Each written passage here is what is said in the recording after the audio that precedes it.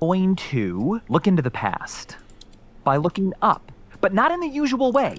We're not going to be doing the whole like, whoa, when you see the stars, you're seeing them as they were years ago. No. We're going to be looking at our own pasts in outer space. Hang on, Michael. Am I also going to learn a mnemonic during this for how many feet are in a mile? Because I can feel one coming. That's not me looking into our past. That's me looking into our future. Believe it or not, Hannah, yes, you will. You've looked into our future. This is an episode where the research I did took me all over the place, and I'm not going to organize it. I'm going to just blast it all over everyone's ears and eyes. Here we go.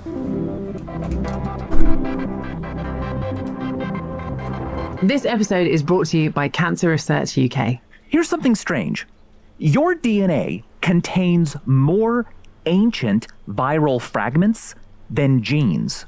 The genes that build our cells make up only 2% of our DNA. And for years, that is what scientists focused on. They treated the rest, the ancient viruses and stuff, as junk. But now we know that hidden majority, sometimes called the dark genome, influences how our biology works and how diseases like cancer behave. It's a reminder that progress rarely comes as a single breakthrough. It builds gradually. Cancer Research UK plays a central role in that progress, supporting decades of research into over 200 types of cancer, work that's helped double survival in the UK over the past 50 years. For more information about Cancer Research UK, their research breakthroughs, and how you can support them, visit cancerresearchuk.org/the rest is science.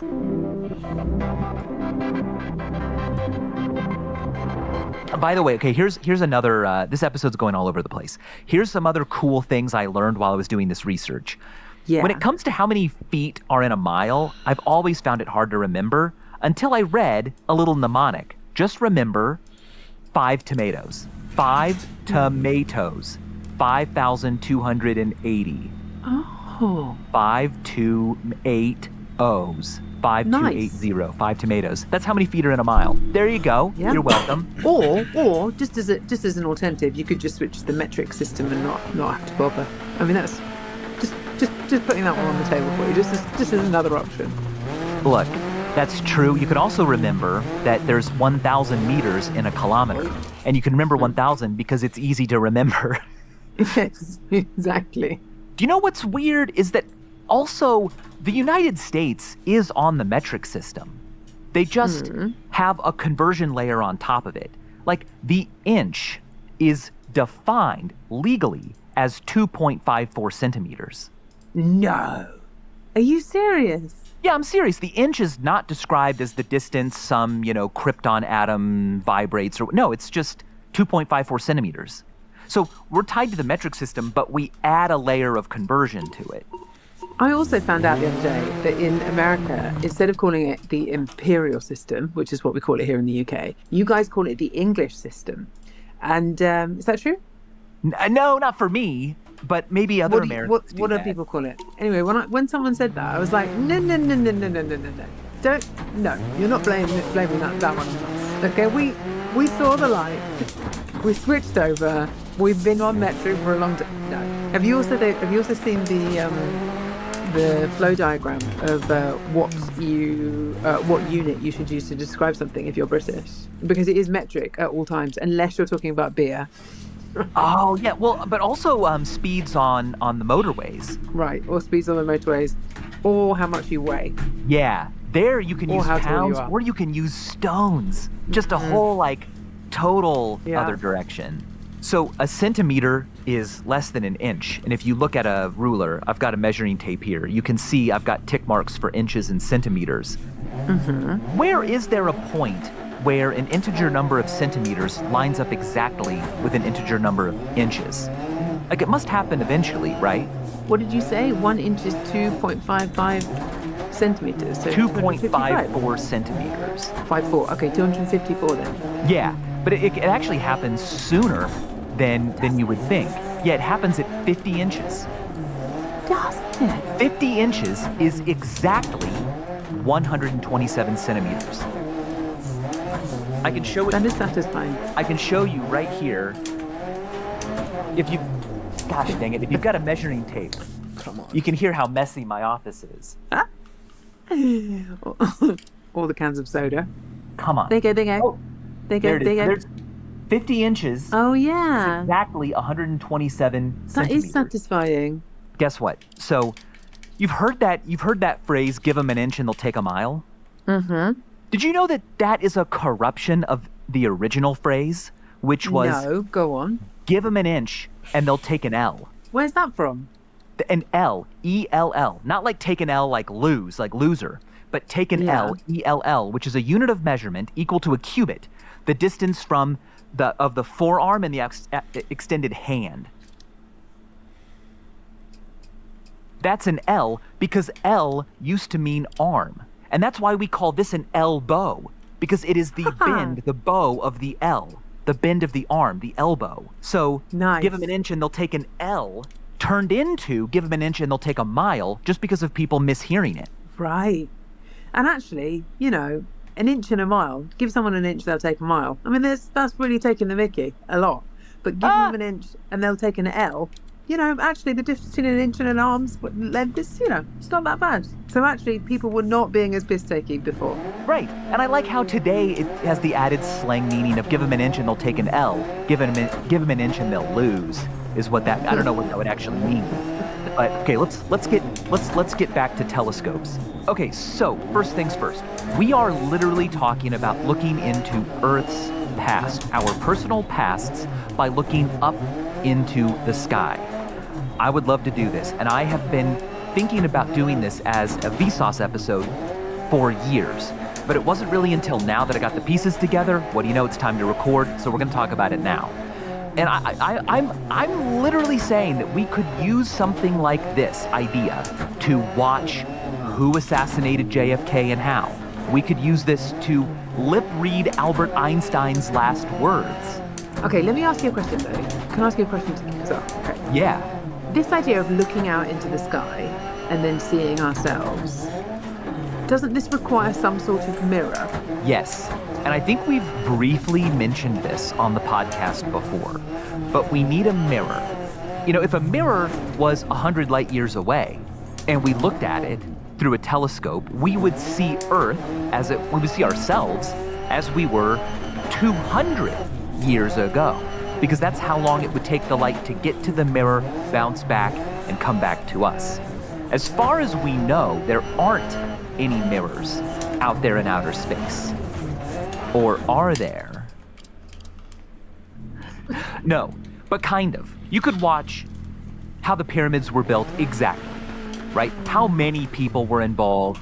See which aliens did them.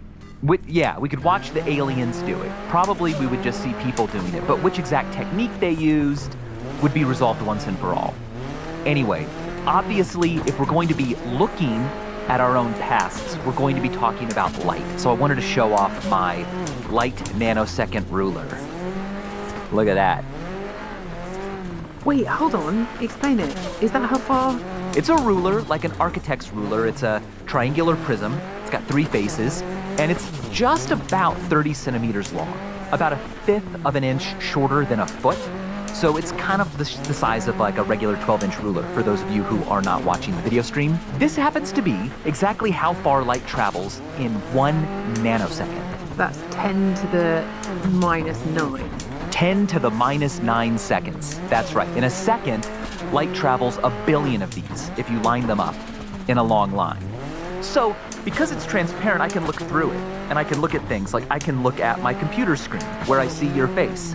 And if I put my hand right up against one end and I look in the other, I can see my skin as it was a nanosecond in the past. Because that's how long it took the light that I'm seeing to reach my eyeball. So it gives you a sense of how, goodness gracious, like everything we see, we're seeing in the past. We only have one way to look, and it's ago. And it's really trippy to think about what that means. It means that there is a sphere of light growing with me as the center at all times that contains photons that touched me sometime in the past. And once those hit some detector and are imaged, that image is me as I appeared at the moment that those photons touched me. So all this light that's hitting me, trillions of photons every second, they they leave me and they go out into the world and they exist as this ever-growing ghost of what I used to be like, what I used to be doing. And so for someone who's 3 feet away, they're seeing that photon ghost of me 3 nanoseconds ago, which is basically nothing. It's basically live. Face-to-face is live. But if I could see photons from that sphere of photons that left me 100 years ago, well, I'd have to be 100 light years away to see them, but I would be able to see myself 100 years ago. Bad example, because I wasn't here 100 years ago. But you see what I mean, right? I don't know, Michael. That beard is starting to suggest otherwise. Yeah, I have to remind myself to not mention all the times I hung out with Silent Cal, President Calvin Coolidge. Any of you who are more than 100 years old are cracking up right now. So then, if you're looking in the mirror, you are seeing an old version of yourself, essentially. You've never seen yourself as you are in that moment. That's right, yeah. For every 30 centimeters, for about every foot away something is, you are that many times 2, because you got to go there and back, nanoseconds in the past. So, what, like something a mile away, you're seeing that as it was 5,280 nanoseconds ago. But which is still a real sliver of time, like a really small amount of time, to be absolutely clear. 5,000 out of a billion would be 1 second.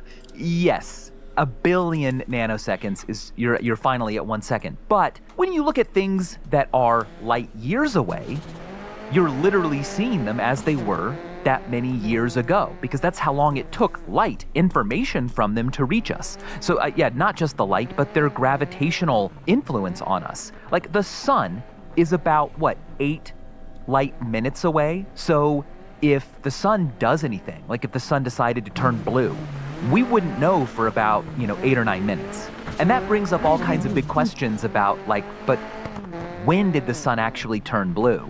I mean, does it make sense to say, the sun actually turned blue 8 minutes ago? Because there's no way to verify that. There's no way to have, go back in time. Well, yeah, because, I guess the question is, for who? The sun turned blue, for who? This is the question of, what is happening in the Andromeda Galaxy right now? If I could instantaneously teleport there, I would also move into its future relative to what it looks like to Earth. I'm just thinking about this 30 centimeters. So if you have a billion of those, if you are 1 light second away, the Artemis crew, when they were circling around the moon and looking back at Earth, the Earthshine photo that has now been, plastered everywhere, so this is the most incredible photo, they were having the same effect, right? They were not looking at the Earth as to how it appeared in that moment, but how it appeared 1 second ago. Exactly. And that's enough to feel a difference. Yeah, it is. And by the way that you feel it is mainly through communications, because we also are communicating with Artemis, or we did, through radio waves, and those travel at the speed of light. And the Artemis crew became more than 1 billion of these away from Earth. So they were about 1.3 light seconds away from Earth at their maximum. So it took 1.3 seconds for their messages to get to us using radio waves, which means it took 1.3 seconds for light from us to reach them. So they were looking at Earth as it was 1.3 seconds ago.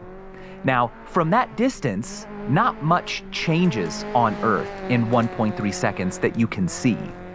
But you can even get more pedantic about it and say that the part of Earth that was in the middle, like the equator or whatever, the point right below them, that was closer to them than the edges of the Earth in the image, because the Earth curves away. So there's a larger light nanosecond difference between the middle of the Earth that they see and the edges, right? I do feel like they missed an opportunity to set up a camera and very precise atomic clock, and then to sort of snap their photos, synchronize the snap to a particular time, right? One on the spaceship, one on Earth.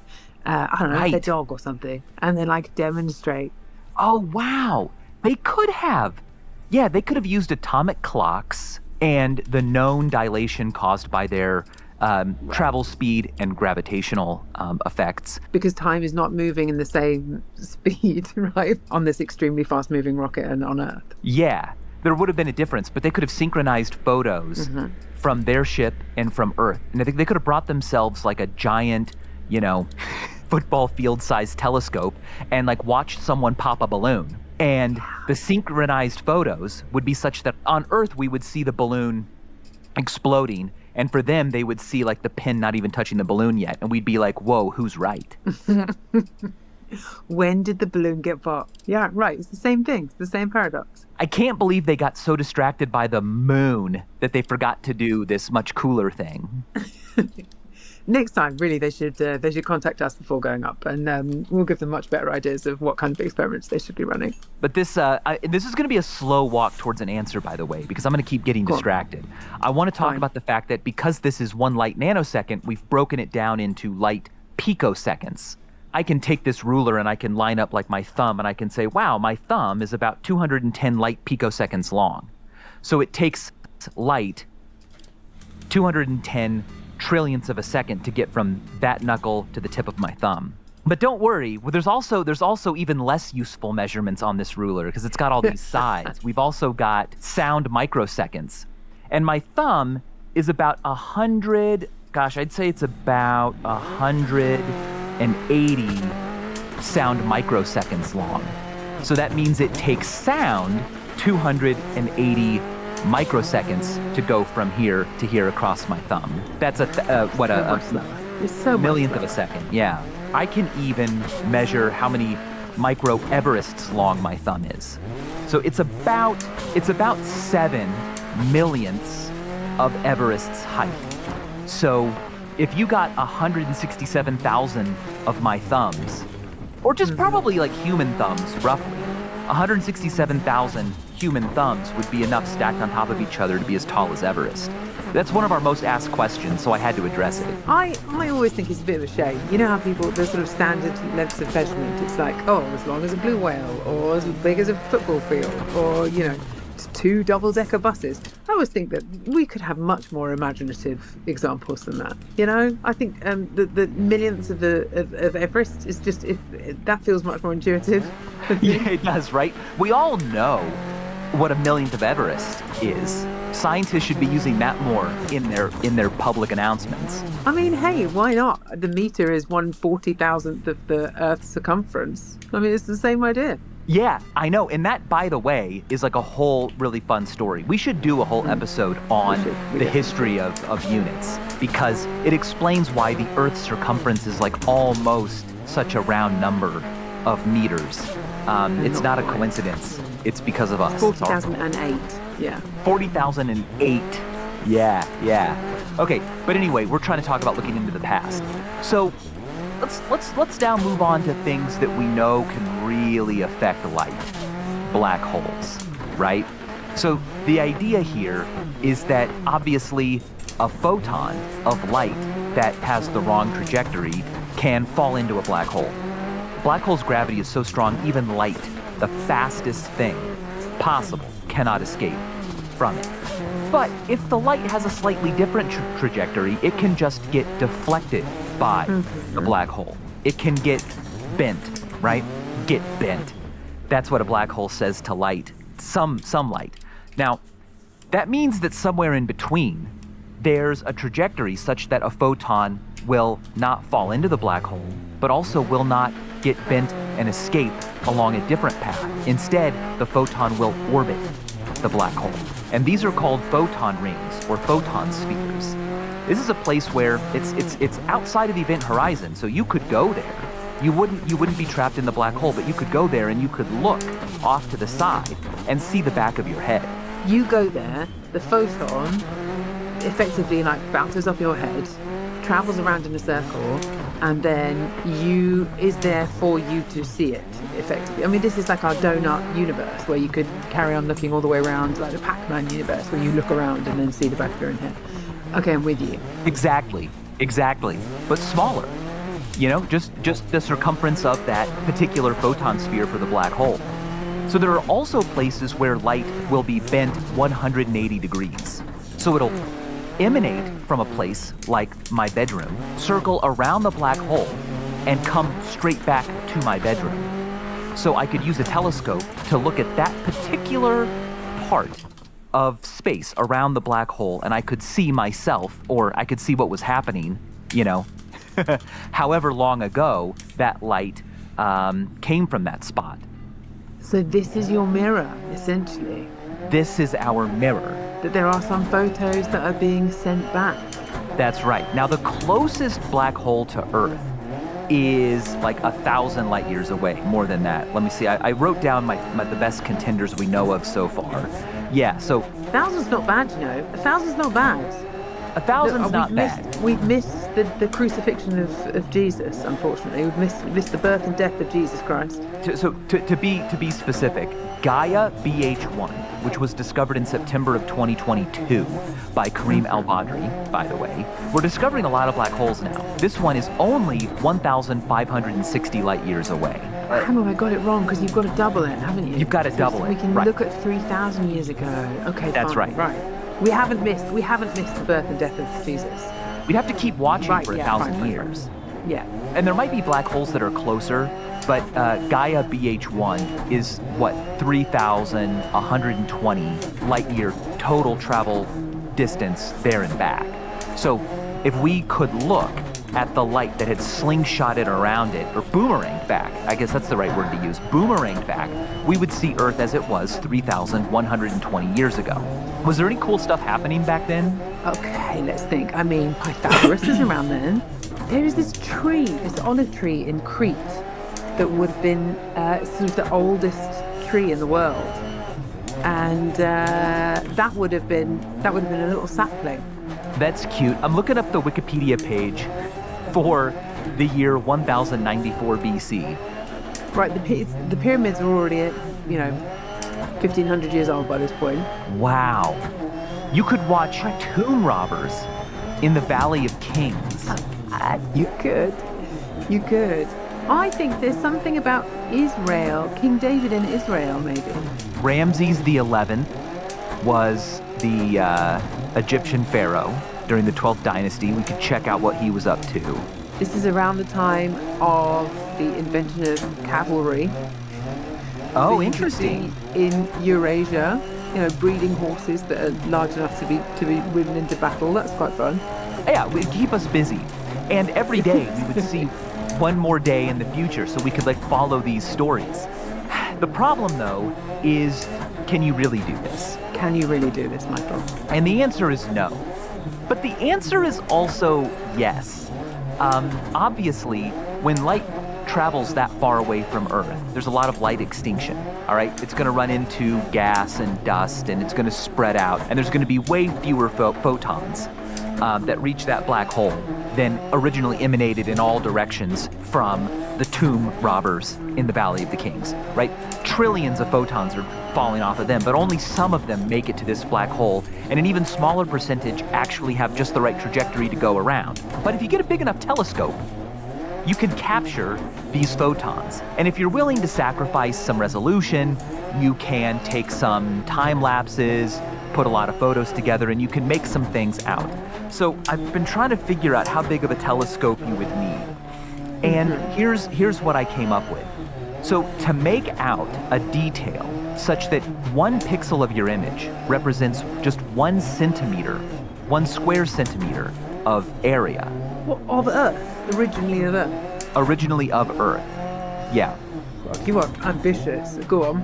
Oh yeah, I'm starting with a lot of ambition here. So we're trying to take a picture such that each pixel is just 1 centimeter.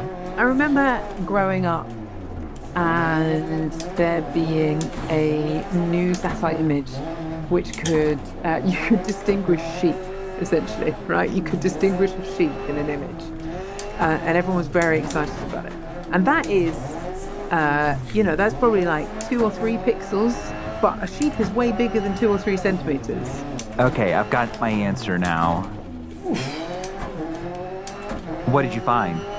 I found that the commercial satellites have about 30 centimeters per pixel, So you want something that's 30 We're going to be times better than them. I want to be able to like read a large print book. Okay, okay. And then the spy satellites, the sort of top secret ones, they are about 10 centimeters per pixel. 10, only 10. Well, obviously I'm glossing over. You don't just want to be able to, you want to be able to tell what time it is on someone's wristwatch. That's sort of like the resolution you're looking for. That would be awesome. Yeah, I want to be able to see the expressions on people's faces. I want to be able to see what, like, Genghis Khan looked like. Sure. Genghis Khan. I said Kong, like King Kong. But, so, I mean, there's things I need to learn that don't require telescopes.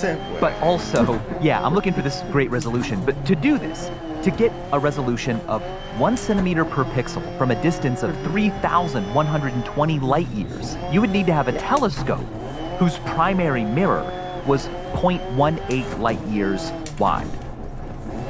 Okay. That's more than 1.5 trillion kilometers wide. Right. For reference, Pluto is only about 6 billion kilometers away from the sun. So we need a telescope that is orders of magnitude larger than our own solar system.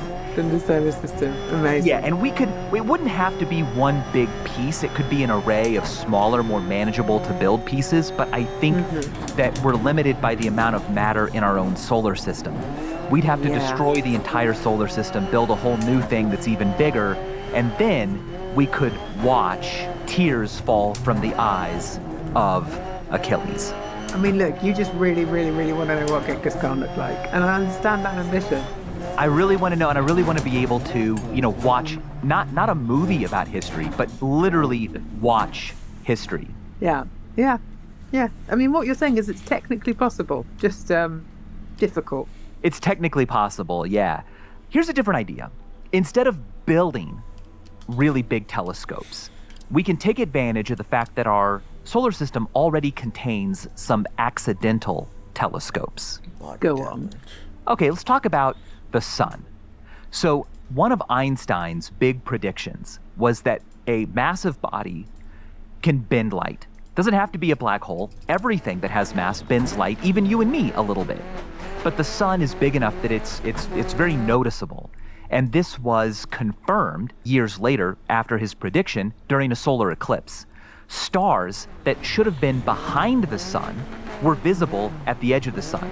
Yeah, no, that's exactly right. So what was happening is that, imagine my fist is the sun. Here's a star behind it.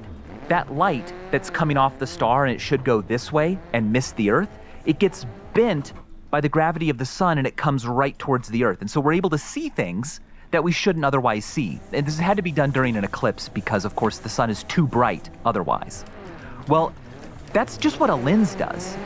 A lens takes light and it bends it, and then that light focuses somewhere else to produce an image. For the sun, its focal length is about 550 AU away from the sun, where an AU is an astronomical unit. That's the distance from the sun to the Earth. So 550 times further from the sun, there's a focal point. So you can put a telescope there, and you can use the sun to capture an enormous amount of light and send it all to a little telescope, just like a meter in diameter. And this is an actual real proposal. In fact, there's something called focal, which, oh man, I didn't write down what it stands for. But there are projects that have been proposed to the European Space Agency and to NASA to do this. Okay, but this is an enormous distance, 500 times the distance between the Earth and the Sun. I mean, this is by some order of magnitude way further than any human-made object has ever traveled, including those that have left our solar system. That's right. Yeah, it's like in excess of 80 billion kilometers away. And the furthest human-made thing from Earth is the Voyager 1 probe. And it's not even that far yet, not even close. And it's been traveling since the 70s. However, it wasn't built to go really far. It was built to look at planets. We could use solar sails and a slingshot around the sun to get out there within you and I's lifetime. But then when you get there, how are you transmitting any of that data? I mean, all very good if you can sit in the focal point and have a mirror that's that's like a meter wide, get this incredible image of the universe that you otherwise wouldn't have access to, really amp up the sort of the power of your telescope. But what are you going to do then? How are you going to get it back? Well, I mean, you send it back. You send back the data from the telescope, just like Voyager sent back photos of Jupiter. Yeah, but then, I mean, isn't it too far? It's not too far. I mean, look. I'm not the engineer who's building the thing. I'm the boss giving them OKRs. I'm saying figure it out. And I mean, you're right to bring these concerns up, because in order to, here's something really cool we could do with it. We could position it such that an exoplanet that was 100 light years away was exactly behind the sun. And then we could look at the light that came around the edge of the sun. It's all bent around. It's called an Einstein ring. The planet wouldn't appear like a planet. It would appear like a ring of light that was all warped around the sun. And then we could piece that back together into an image of the exoplanet. In order to make that work, we would need to have a precision of aiming accuracy that's about 100 times what we currently can do. And it would take a long time for us to send and receive instructions from this telescope, of course, But listen to this. Using the sun as a telescope would allow a brightness factor of 1 trillion times. So things become 1 trillion times brighter than they are to the naked eye. Wow. And a magnification of 100 billion times. Wait, what do we get from James Webb? What does that give us? Because comparing to the naked eye is like, you can't see very much from the naked eye at all. No, I mean, magnification is kind of the wrong word to use. For like James Webb, it doesn't have a zoom, right? It just is like focused at infinity, and it takes in what it can. Its optical resolution is about 1/10 of an arc second. So that's what a pixel is going to be for the James Webb telescope. Okay, it's quite far away from a centimeter, isn't it? Yes. Well, so let's talk about like what an arc second is. It's a way of describing how large the apparent size of something is, right? Like if you're really close to me, your head will take up a lot of my field of view. But if you move further away, your head becomes small. Like right now, I can crush your head between my fingers because its apparent size is very small. It takes up a very small part of my field of view. We can divide up the field of view into degrees, right? 360 degrees would be the whole thing. And then you can divide a degree into what are called arc minutes. And there are 60 arc minutes in each degree. And you can divide an arc minute into 60 arc seconds. Now, to put this into perspective, if you hold out your pinky at arm's length, it covers about 1 degree of space around you. So 360 of your pinkies could completely surround you. 3 fingers like this held at arm's length, that's about 5 degrees. One of these little like hang loose symbols, this is about 25 degrees. So when we're talking about 0.1 arc seconds, we're talking about the distance subtended by my pinky at arm's length, divided by 60, divided by 60 again, and then 1/10 of that. And that's what you get for a pixel. That's what you get for a pixel from James Webb. Which is incredible. Compared to everything we've had before, it's absolutely incredible. It's important to say, actually, the reason why they use arc seconds rather than a distance metric like centimeters, you don't know how far away this stuff is, right? All you have is your field of vision. That's the most sensible way to split up the size of the image that you can possibly see. So James Webb has a resolution of 1/10 of an arc second.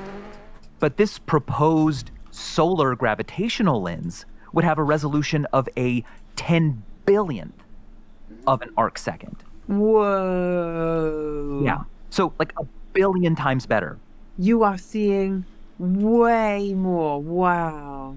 So to put it another way, if we found an exoplanet that was 100 light years away, we could, with this telescope that's 80 billion kilometers away, use the sun to see that exoplanet 100 light years away with a resolution of about 25 kilometers per pixel. Right. Okay, this is a lot better. This is a lot better. That's not bad.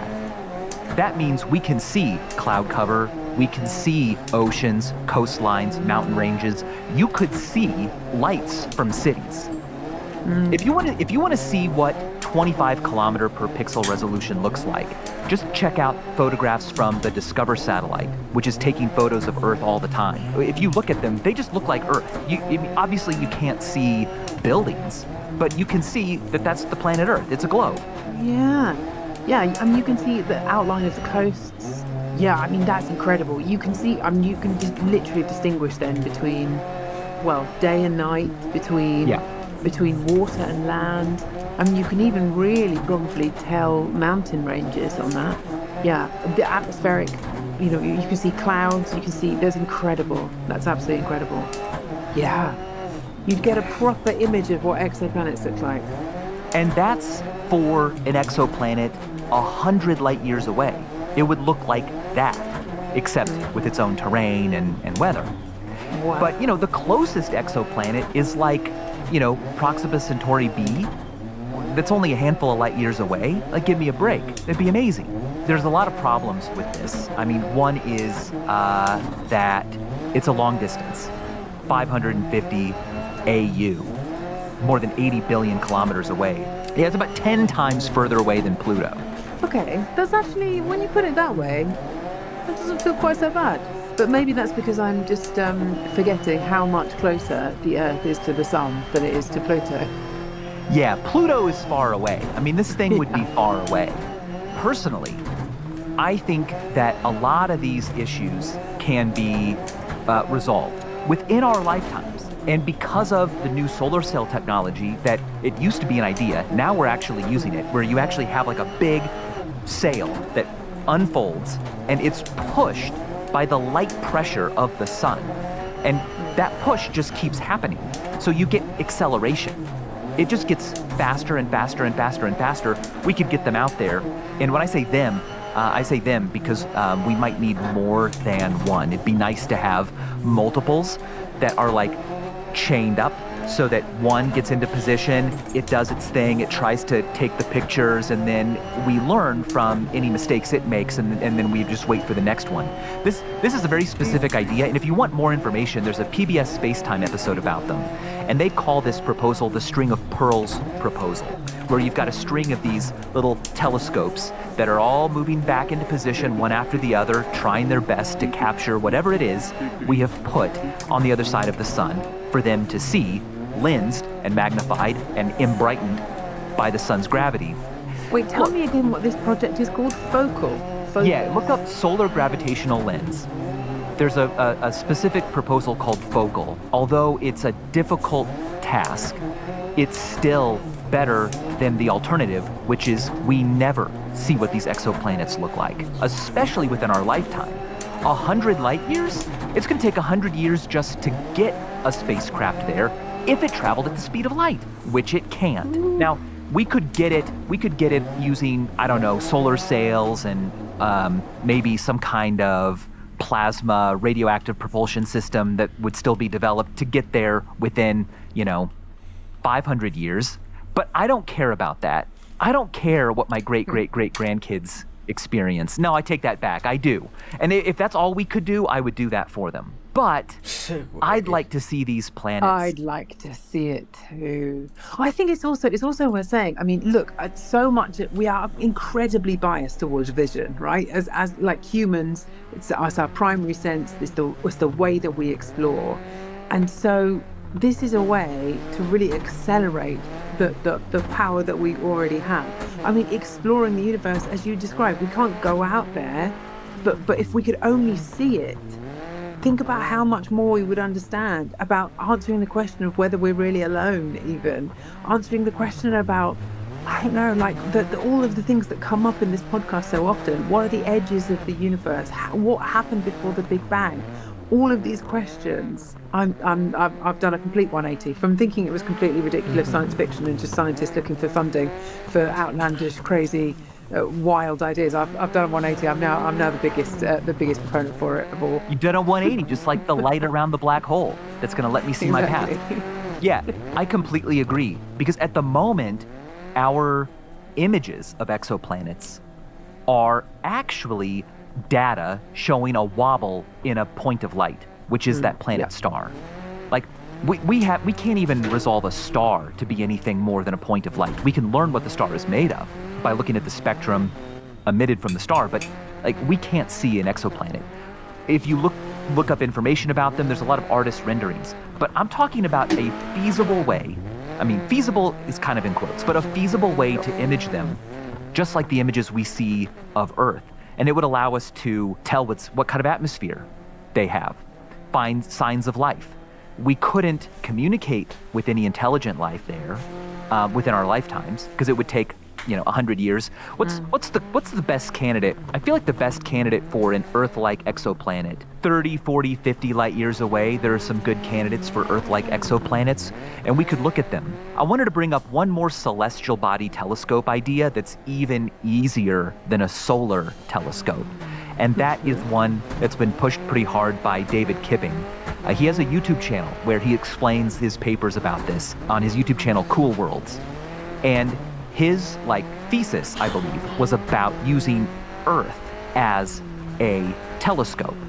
Now, Earth doesn't have nearly as much gravity as the sun, but Earth does have something else that bends light, an atmosphere. Right. So light is refracted by Earth's atmosphere, and that effect is much more dramatic than the gravitational deflection. He's calculated out and shown that we could put a telescope 4 times as far away from Earth as the moon. Mm-hmm. Not far at all. Get there in a few days. Okay, so obviously there are some problems with using the atmosphere as a lens. One is that the atmosphere scatters light. The biggest one is that it's full of things called clouds, which just block the light. However, about 14 kilometers up, there's enough air to refract light.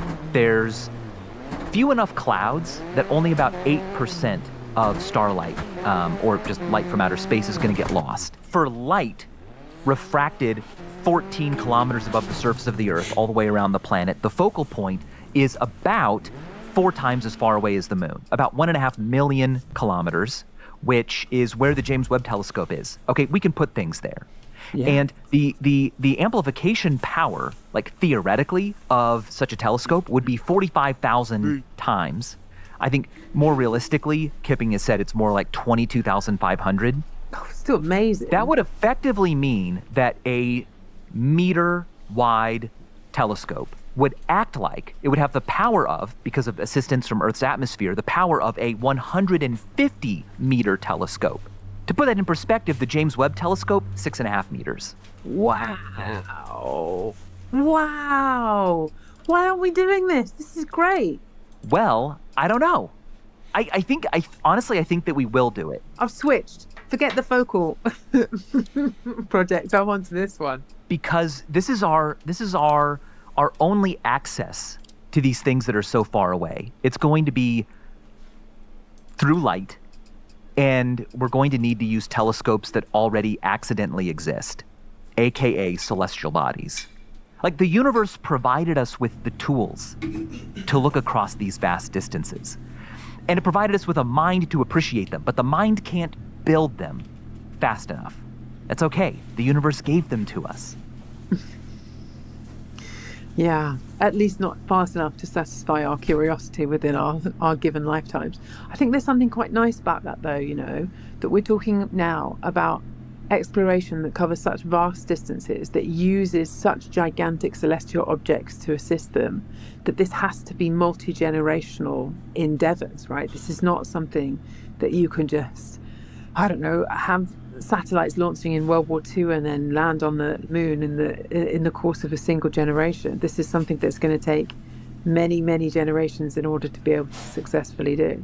Yeah, and I think that we, in a way, I think we owe it to future people to start these projects now. I think that we should start solar lens telescopes and Earth atmospheric lens telescopes now for us.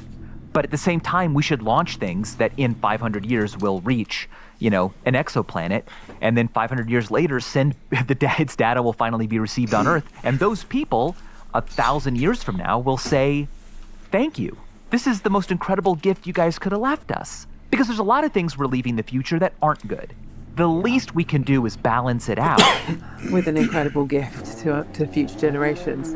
One other incredible gift, though, I mean, we could, rather than relying on celestial mirrors, black holes and Einstein rings and so on, we could just do a second project, which was launching just a massive mirror that just hangs out about 5 light years away, so that from that moment on, you get to rewind 10 years whenever you like.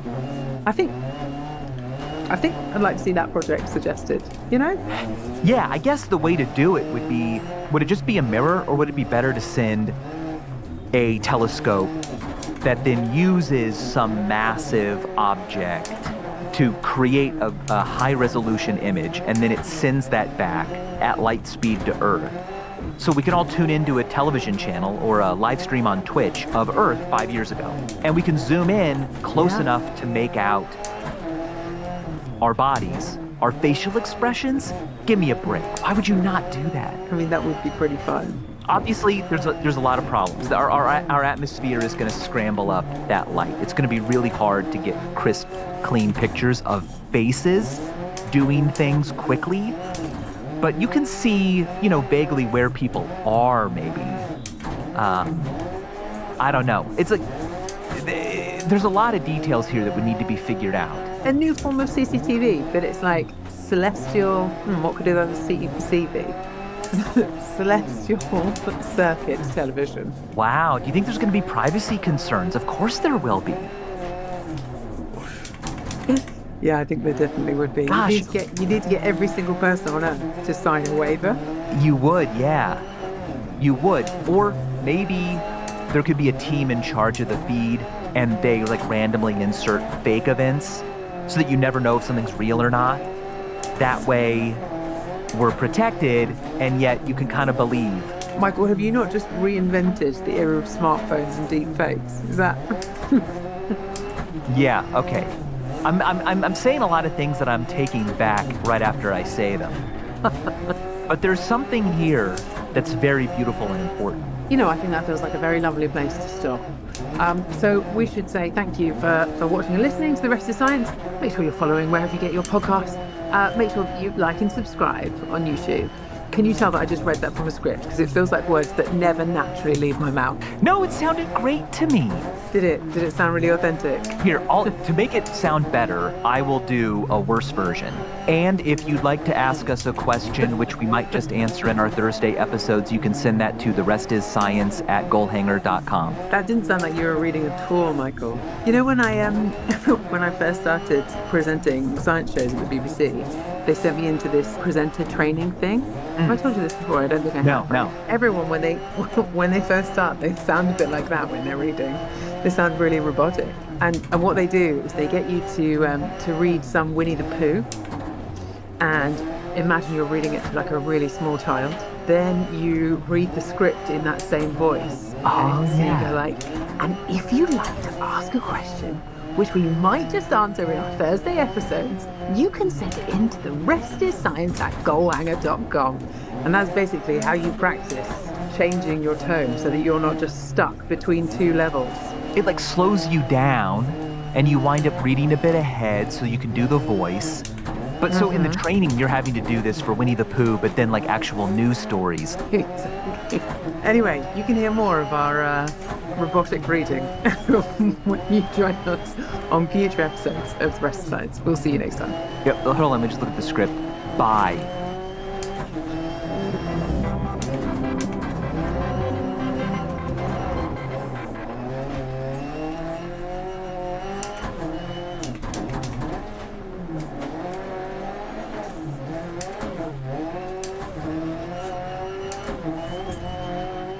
Can only humans lie? Or can other animals on this planet actually tell lies too? Okay, so this is what we're looking at today. Can animals lie? And I think it's going to be a very short episode because obviously, yes, there is an incredible amount of deception in the animal kingdom, Michael. This is going to be a very easy one. Okay, there is a lot of deception in the animal kingdom, but is there a lot of lying? I mean, I think it depends on It depends on where you're setting your goalposts here. I mean, stick insects, they're pretending to be sticks. You've got butterflies, they've got false eye spots on their wings. You know, venomous snake species that are kind of hard to tell apart because loads of other creatures copy them, pretend to be all venomous. That's sort of... Well, it's definitely deception, isn't it? It's definitely deception. Okay, yeah, like camouflage, right? But I love what you said about the stick insect, that it's pretending to be a stick. Is it pretending to be a stick? That seems to give it a lot of agency. It can't help the fact that it is stick-shaped. That is involuntary deception. It cannot help it. It's just the way it was born. A camouflaged animal is not deciding to deceive. It's just natural form is deceiving. So are we saying that this is the most basic level of deception then, this idea of like camouflage that doesn't actually involve any behavior? Yeah, that's right. Like the animal cannot be otherwise. It just always is in that deceptive state. An insect that looks like a leaf all the time. I think that's like bare bones, lowest level deception. And maybe it's a lie, maybe it's not. But I think like maybe we'll be able to answer that by the end of this episode.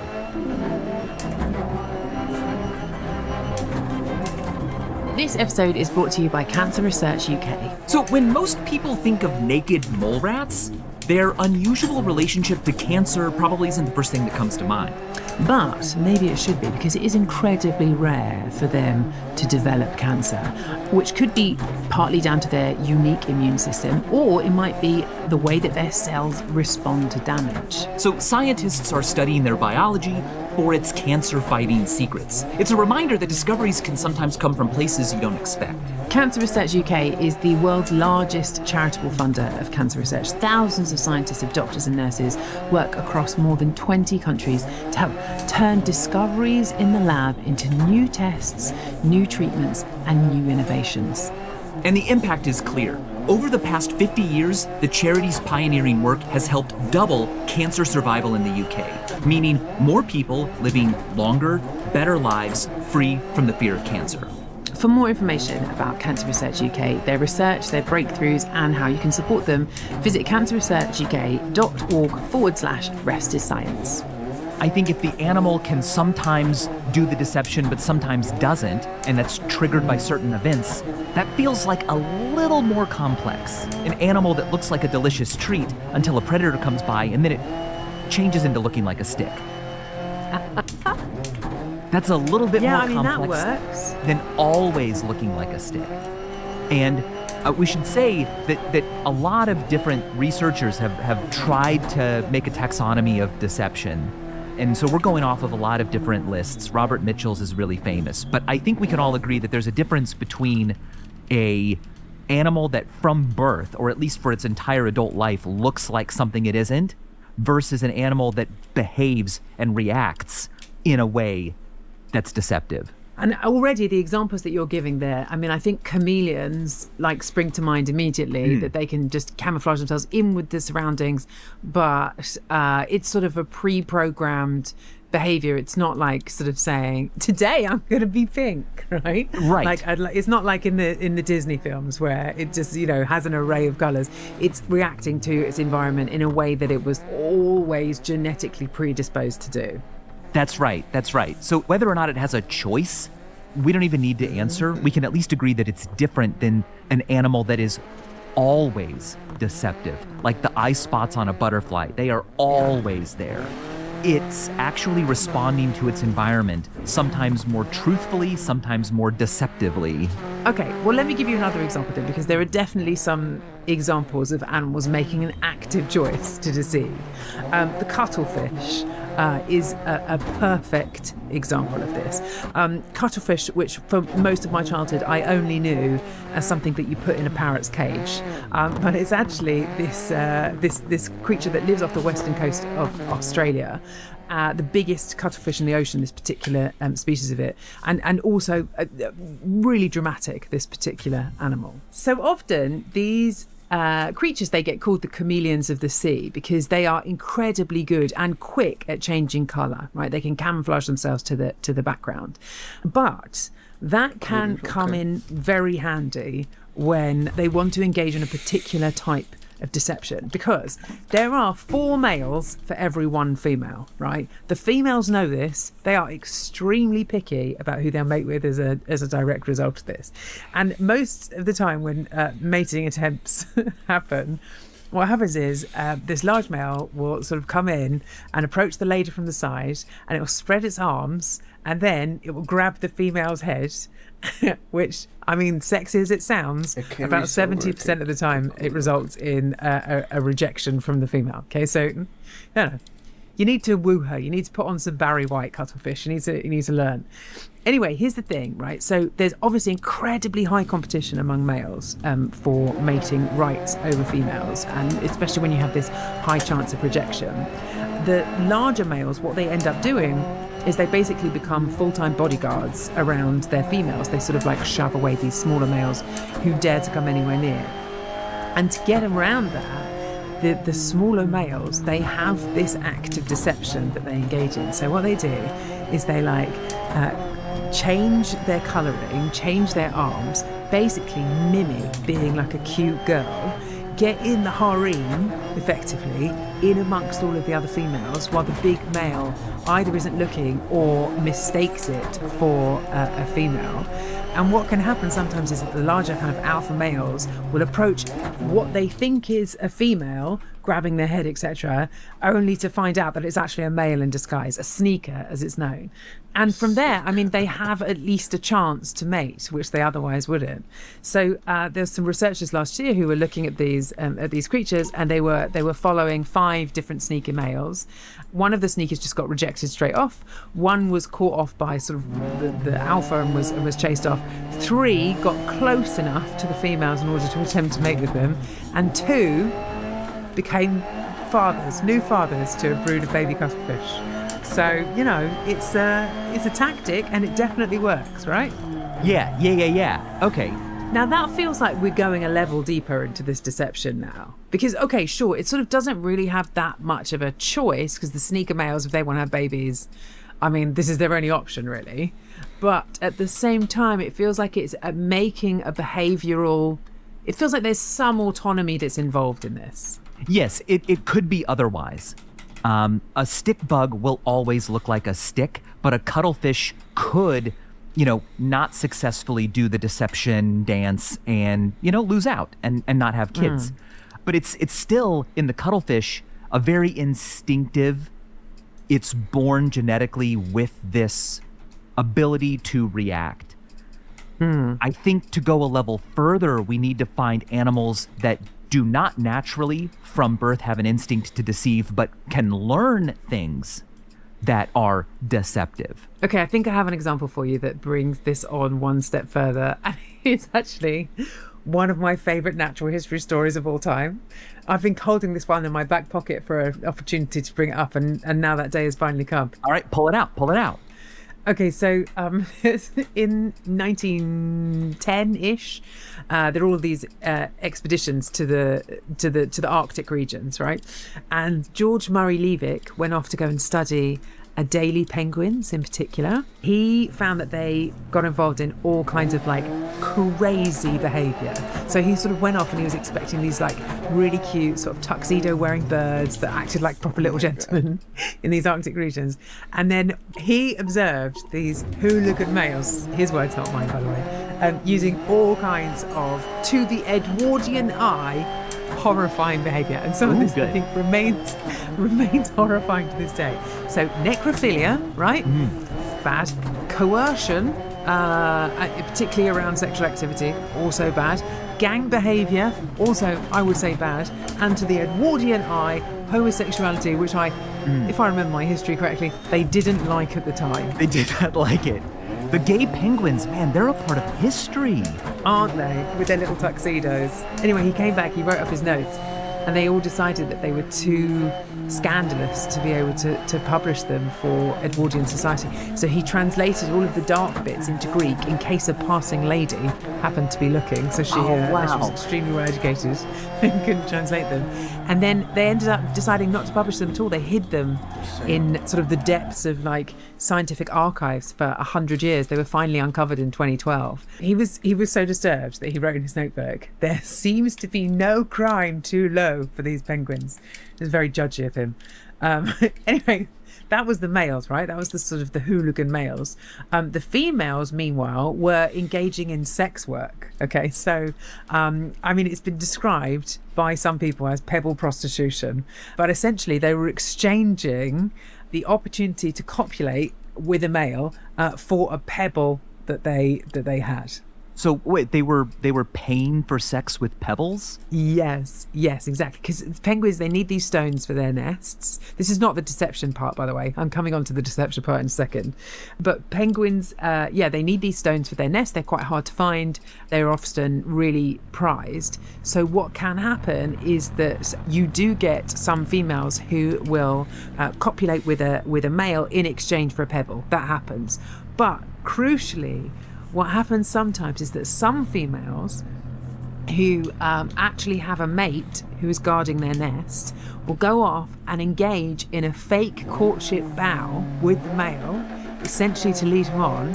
She'll wait for him to present a stone, and then instead of like going off to sort of complete the activity, she will grab the stone and then she'll run off back to her mate who's guarding the nest. So she steals the money. She steals the money.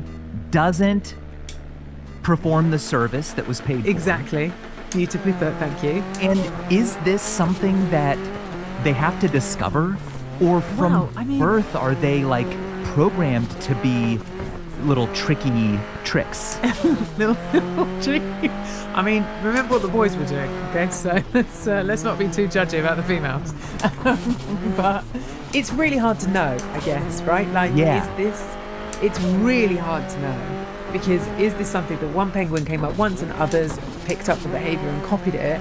Or is it something that's like an innate skill? Really difficult to know. But what you can definitely say is that I think this goes on one level from the cuttlefish, because this is no longer just a mimicry of your physical shape. This is getting another member of your own species to make a false prediction about your future behaviour in order to extract something from them. Maybe. I'm not sure if I would start talking about false beliefs yet. Oh, okay. I definitely think that it is a more complex behavior. We're using objects now. We're using pebbles. But I think that whenever an animal, like through trial and error, discovers, oh my gosh, if I lay down like this, it leaves me alone. And it's discovered feigning death, right? But until it tries that, it won't do it. But once it tries it and realizes it works, it's learned it. That's like a new kind of deception where you weren't born to do it, you've learned to tell this kind of lie. Okay, so Liebig did have an opinion on this. He wrote that he thought it was an occasional, spontaneous tactic rather than a socially transmitted tradition. But lying can, especially in humans, be a socially transmitted tradition. It can be a thing where we go, you know what? My mom lied, and that's why I'm such a liar today. It was my upbringing. The great example is, it's my upbringing. The example also is like, how are you? I'm fine. That's a socially transmitted traditional lie, right? Yes. And it's also like a kind of lie that we sort of need. So that's the key point for you then, is it? This idea of it's got to be an active choice. It's got to be an occasional behavior, and it has to be something that you discover.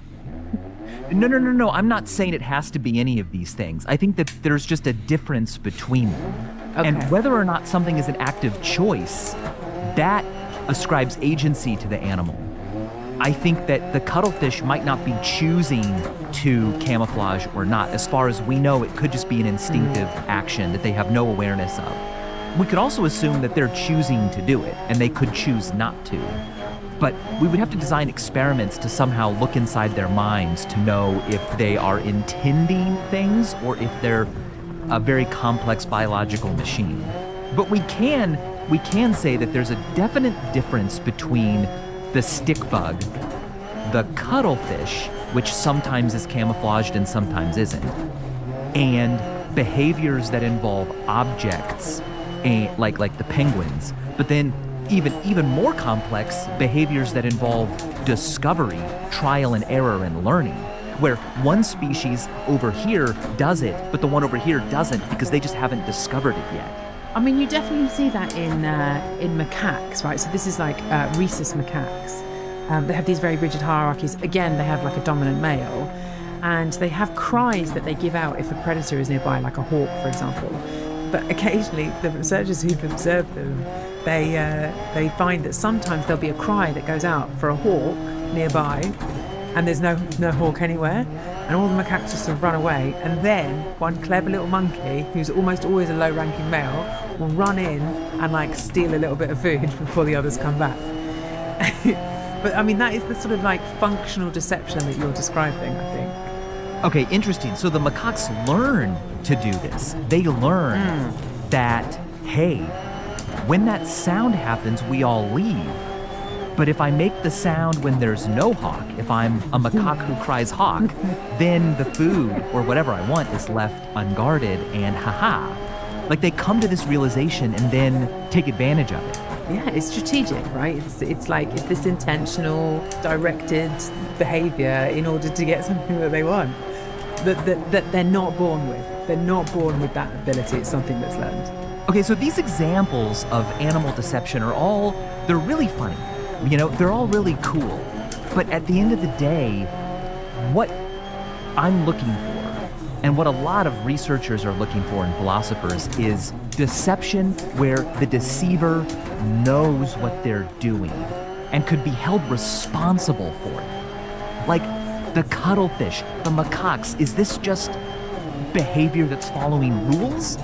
Or is there actually a deeper understanding of you are going to have a different belief in your head because I put it in there and it's not true? That's when I think we get into definite lie territory. Okay, it sounds like here we are saying that if you're going to be a proper liar, you've got to manipulate with intent. I guess I'm still unsure where I want to fall. I think that we can definitely agree that there are different levels and types of deception. Here's the definition of lie from the dictionary. Lie. Okay. Resting position on a supporting surface. Wow, that's a curveball. No, but here's something interesting. I'm not just joking. I looked into this. Why the heck does the word lie have two meanings? Why can it mean to lay flat on a surface, but also to tell an untruth? Do you know the answer? No, tell me. There is no answer. They came from completely different words that meant completely different things. And over time, they both came to be pronounced the same. Both the words, to tell an untruth and to rest on a flat surface, sounded kind of similar thousands of years ago, and then they just came to both be the same. Let's do a little bit of word stuff, because I can't help myself. Please. Where did the word lie, as in like to tell a mistruth, come from then? What's the origin of that? Okay, so to speak falsely, to tell an untruth, comes from Middle English lying or lean, which comes from Old English lagon, earlier leogon, which is to betray, back and back and back. But then to rest horizontally comes from lion, which is still the same in Middle English, but in Old English it was lekgon with a siege, and they're both just from different words. I think there's something interesting there about that it originally came from the word betray, because that does definitely have negative connotations in the same way as you lying about the present that you gave me. You didn't betray me. Well, that's right, but I think the negative connotation is really important. When humans lie, we judge them much more harshly than we judge these other kinds of lying that we've been talking about. When I see a stick bug, I don't put my nose up in the air and go, the liar. You know, you're not a stick. That's just despicable behavior. You know, what is the insect world coming to? That you'll just pretend to be a stick. But when a person lies, when they lie to their children, to their spouse, that's like, whoa, this is like, I hope this isn't contagious. This is morally disgusting. And so there's a huge leap in just the way we behave towards non-human animal deception and human deception. Why is that though? Where did that come from? So it's not like the word used to be betray. It's more like these words were all meshed together, and you can translate them in different ways depending on the context. So that's why I kind of hooked onto the negative connotation of it. It's like, yeah, they're not related. I thought at first maybe to lie, like to lie down, was where we got the word lie, to tell an untruth, and somehow it meant to like not be straight up and down. But no, they come from different words that over time came to be pronounced the same. Okay, so I get so distracted when I research. I wound up spending hours looking into the difference between lie and lay. Do I lay the pencil on the table or lie the pencil on the table? When I get into bed, am I lying down or laying down? Do you know the difference? No, I just use them interchangeably. Is there an actual difference? There's an actual difference, and the difference is that to lay means to put something down. Okay? Lay involves an object, something else that you are acting on. You lay a book down. But to lie means to be in a resting position. So you lie down, but you lay other stuff down. Okay. So you can lay a child down and then they are lying. That's exactly right. Yes. And then, not to get too into the weeds here, but this still hasn't changed. Dictionaries still haven't changed this. But the past tense of lie, meaning to lie down, is lay, not lie. So, I might say something like, well, yesterday I lied down on the couch. That's incorrect. It should be, yesterday I lay on the couch. Someone needs to go through those dictionaries and clean them all up. Make it a bit simpler. Well, that's the classic debate between the prescriptionists and the descriptionists. Some people say, look, there's certain rules and we need to follow them. And others say, no, the only rule is what do people do? And when we should just be describing how people use the words, and that's the correct usage. So, that's a topic for another day. But let's get back to actual lying, meaning untruths, because I want to go into the realm of theory of mind. This is when, for me, deception really starts to be a lie. So it's one thing to be born looking like a stick. It's another thing to act or learn that certain behaviors help keep you safe, that to us might look like deception, but at the end of the day, it's really hard to get into the mind of an animal and know if it actually is aware of what it's doing. Is it aware that when it pretends to be dead, the predator goes away because the predator thinks in its own mind that you're already dead and not worth chasing? This is what theory of mind is, and which animals on Earth have it is still very much up for debate. We, being humans, can introspect and go, well, I definitely have it. But here's what theory of mind is. I love this definition. It is the ability to understand that other organisms aren't just responding to reality. They are responding to their beliefs about reality. Nice. And that those beliefs can be different than yours. That their feelings, what they know, and their goals are different. Because if you're an animal, whether you're human or not, it's obvious that we all, well, I shouldn't say obvious, but it's been shown that animals understand that other animals can see the same things they can see, can smell the same things they can see. But how do we know if animals know that other animals can think and know the same things that they know? So this is what a theory of mind is. And if a creature has a theory of mind, then they can really lie in a way where it feels like they're responsible and they're kind of bad. They're kind of sinners. Because this is something, young children don't have a fully formed theory of mind, right? It's something that comes along as part of their developmental process. It's all still, there's still so much we need to learn. But yes, commonly, it stated that like under the age of 4, children don't seem to have a theory of mind. And one of the most famous ways that this is tested is by testing what are called false beliefs. Can children, human children, understand that people who aren't them can believe things that are not true? So, for example, the most famous test is called the Sally Ann test. It's a psychological test that can be given to anyone of any age, where you tell them a story about 2 girls, normally named Sally and Ann. That's where it got its name from. And the story is that Sally has a basket with a little lid on it, and Ann has a box with a lid on it. And Sally shows up, and they're both together, and Sally has a marble, and she puts that marble into her basket and closes it up. And then Sally leaves. And while Sally is gone, Ann reaches in, takes the marble out of the basket, and puts it in her box, closes it up. Now Sally returns, and you ask the child, where will Sally look for the marble? Now, clearly, to us, we say, well, Sally is going to look in the basket. That's where she thinks it should be. That's where she put it. She doesn't know that Ann moved it. But under about the age of 4, children will say, oh, she's going to look in the box because that's where it is.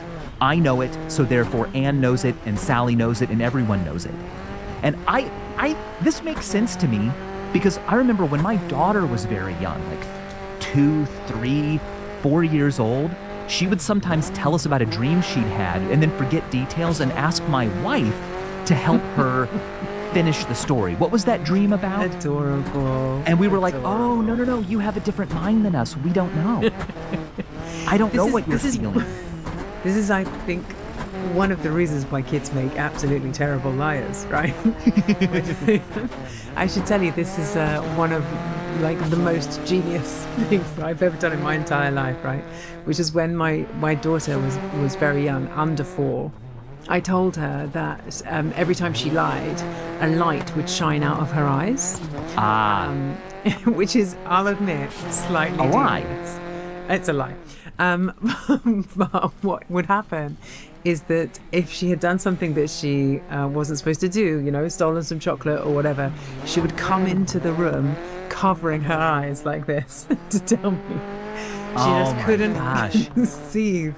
Okay, that's devious, but it's also really clever. I use a trick with my daughter. She doesn't like to tell me about her day, but it was kind of late at night and she didn't want to go to bed. And I'm like, well, let's see if you're tired. It's well known that when children are tired, they can't tell the truth. And then I asked her a question about her day and she thought really hard and she told me exactly what had happened because it was great. It was great. I want to mention, though, that these studies that show that under 4 children don't always seem to have a theory of mind are still kind of controversial because it's unclear whether it's exactly their theory of mind hasn't developed or if it's literally just that it's hard to ask questions of kids who are 2.5. When you tell them a hypothetical like Sally returns, where will Sally look? They might be thinking, where should she look, or where would I help her look? Before their language is fully developed, it's hard to know if they're truly understanding what we're asking. There's a lot of other reasons behind this, but I think the research is fascinating, and making the experiments better and better is like, I just love this. I love reading the details of how we do it. So let's get into non-human animals, okay? But this is it though, right? Because if it's difficult to design these kinds of experiments for 2.5-year-old kids, designing them for animals is way harder. Okay, so non-human animals. Like, let's look at some of our closest relatives, chimpanzees. Do they have a theory of mind? Well, we've developed versions of the Sally Ann test for apes, and they don't pass.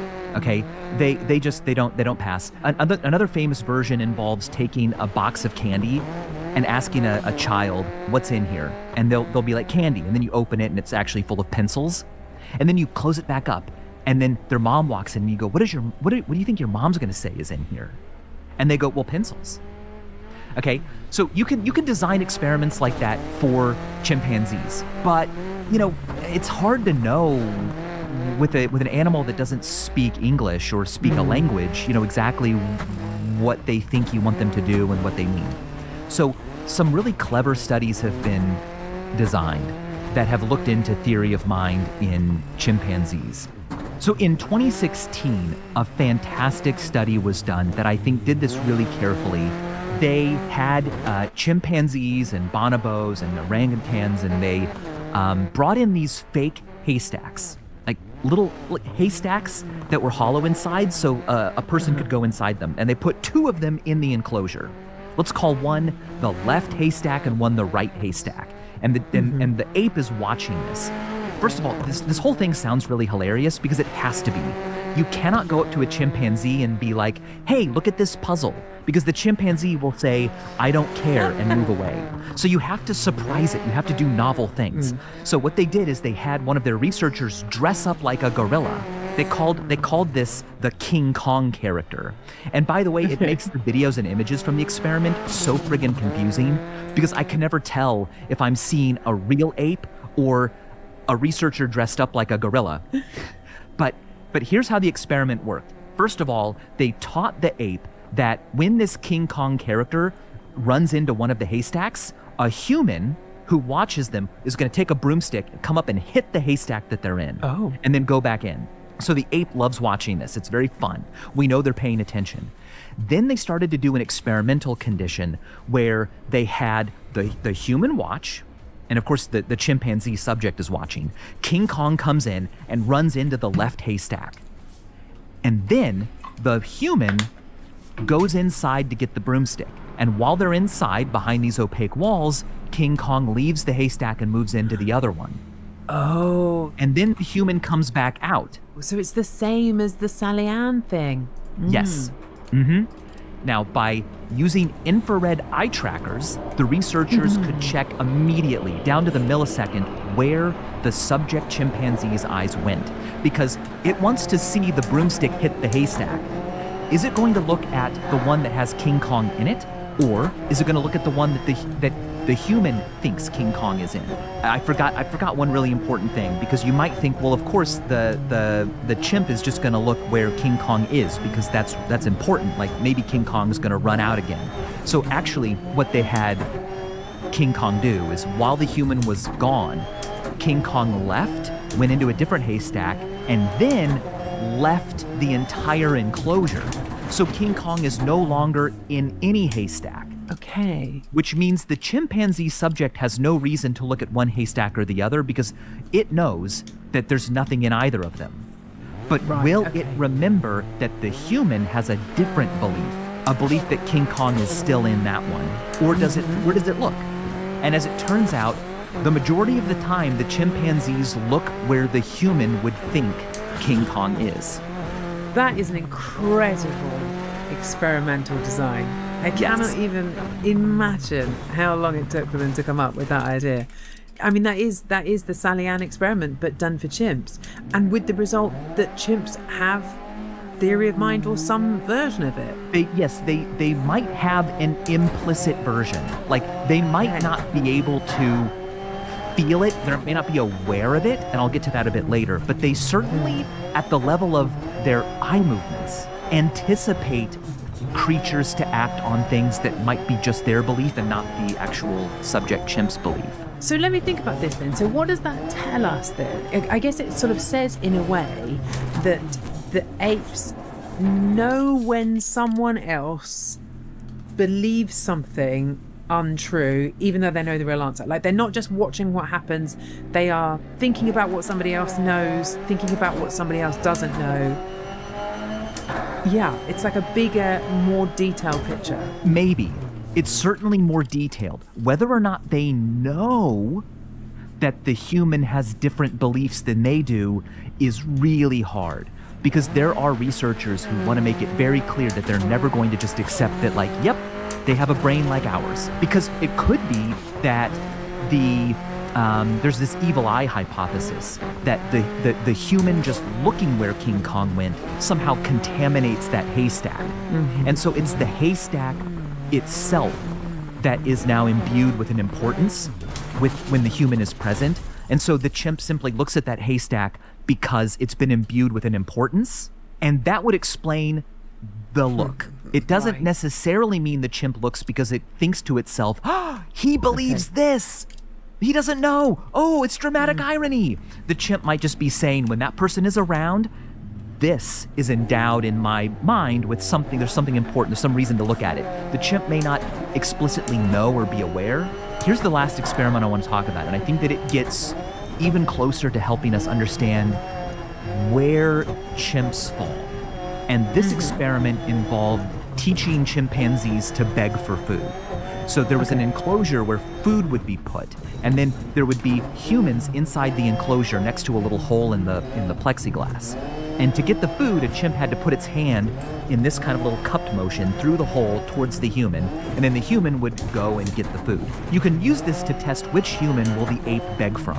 They started to do some experiments where they would have two humans in the enclosure, and one of them would just be normal, and the other one would have a big opaque bucket over their head, or a blindfold. Okay. They couldn't see anything.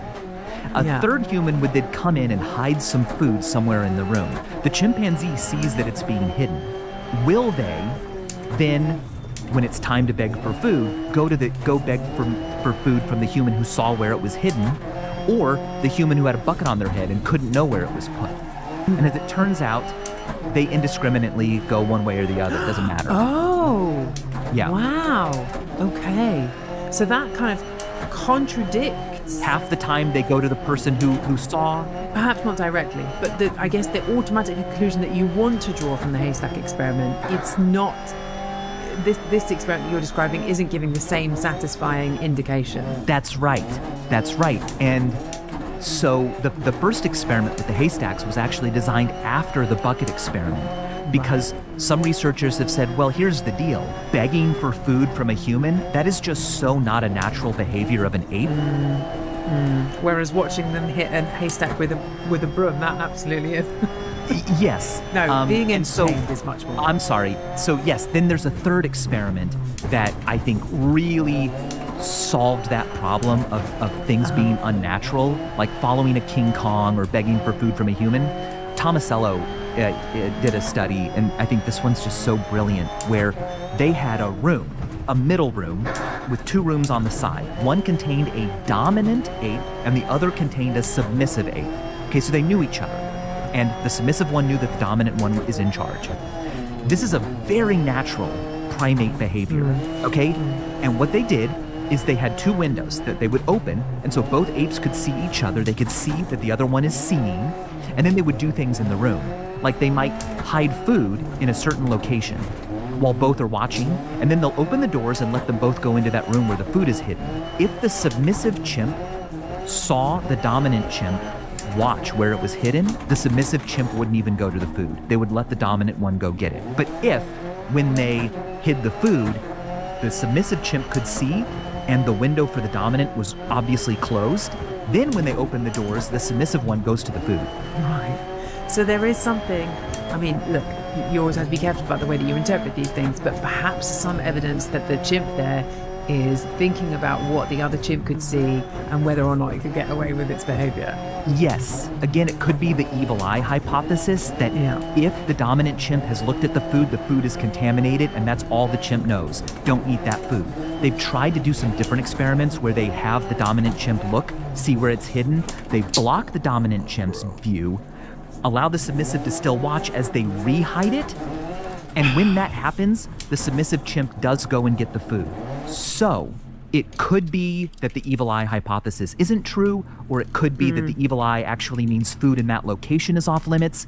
Basically, there's a lot of pressure to make sure that we 100% know this is a theory of mind and not just a rule-based behavior. And we still don't know. That's science, baby. That's science, and that's what makes it so good. But I think that, okay, at its core, though, I think when we talk about lying, it's this idea that it's about a manipulation of belief. That's right.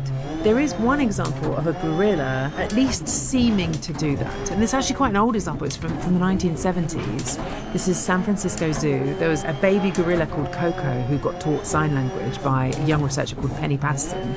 And this gorilla could, use hundreds of signs, right? She could name things, she could ask for food, she had pet cats, she could talk about her pet cats. I mean, this is very San Francisco 1970s, isn't it? She would do these things. A lot of the time, the language that she was using was, you could put it down to sophisticated begging, right? She was asking for things, and even if she wasn't directly asking for things, she was sort of like essentially instructing the handlers to do something that she wanted in some way. But there was one particular day where she had a sink in her room. I mean, why they're treating a gorilla like this, who knows? But she had a sink in her room, and the sink broke. She broke the sink. And when she was asked by her handler, Penny, what happened to the sink, she signed, the cat did it. She pointed to her kitten and she said, the cat did it. Now, okay, like from the outside, superficially, that looks to me like a human kind of lie, right? In the sense of, it's the manipulation of belief. It's not a very good lie. It's the sort of lie that you get from a kind of 2-year-old. She's shifting the blame. But you can't be, I think, because of everything that you've described and the fact that this is one instance in the 1970s, you have to be absolutely sure before you start saying these things as cold hard facts when you're trying to infer things about animal behavior. Yeah, I love that story, and it's like clearly that ape knows that blaming the kitten might prevent a negative outcome or a consequence or whatever that they're afraid of. Whether or not they're doing it because they know that the humans have minds, or whether they think it's just A plus B equals C, is what we're trying to get at. Yeah. Is it just another form of sophisticated begging in a way? That's right. Predicting an outcome based on your behavior. I think after all of this, I want to make it clear that I'm sort of playing devil's advocate here. I think that we should always assume a theory of mind in animals, because we should give them the benefit of the doubt, and we should think that they're as much like us as possible. In fact, I don't know what we're going to title this episode. I don't know what the producers will do, but if they call it Can Animals Lie? I've kind of got a problem with that, because of course they can. Humans lie. We are animals. And I don't like when people use the word animal to mean everything that's not us, as though we're not part of the animal kingdom. Like, we own the earth, obviously. We're the ones in charge, and then everything else is an animal. Obviously, animals can lie. Homo sapiens are a kind of animal. We're in the primate family. But what I'm saying is that, to be devil's advocate, I think it is good that a lot of researchers say, yes, but did Coco lie about the cat doing it? Did Coco think you guys can be tricked and deceived, and I can place a false belief in your minds because your mind is different than mine? Or was Coco behaving in a way that would change a consequence because of a rule that she had learned? Because I think that's the point, right? Human lying, in the way that we mean it, that is about targeting the belief system of another individual in order to change their future behavior, right? Like, yes. If you're kind of trying to define it, that's really what it comes down to. And I don't know if we will ever know if any other animals have that deep of a theory of mind and deceptive ability besides us, because we can't be other animals. But let's go back to that bucket head experiment, because I think that what fascinates me the most is that begging for the food is also a kind of question-asking behavior. It's, could you tell me this answer? Could you tell me where the food is? It's kind of exposing what the chimp thinks the person knows, what is in their mind that isn't in the mind of the other human. And because they don't seem to make a distinction between a human who knows where the food is and one who doesn't, maybe they don't fully understand at a conscious level other people's knowledge. And this ties in with a really fascinating fact, which is that, yes, Coco could do sign language. Coco could put together an explanation that wasn't true. But Coco never asked a question. I spoke about this in a TED Talk in Vienna a long time ago.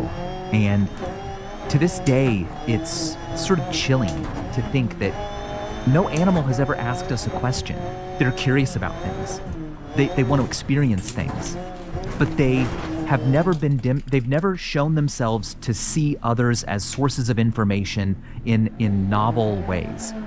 Of course, bees will gather around another bee to watch it do its dance to learn where the pollen is. But that's a programmed instinctive behavior. There aren't those like novel, hey, you saw where the food went. And by the way, like, hiding food in a cage is not my natural, it's not in my DNA. That's not a puzzle I have solved through natural selection. It's like a new thing I'm used to.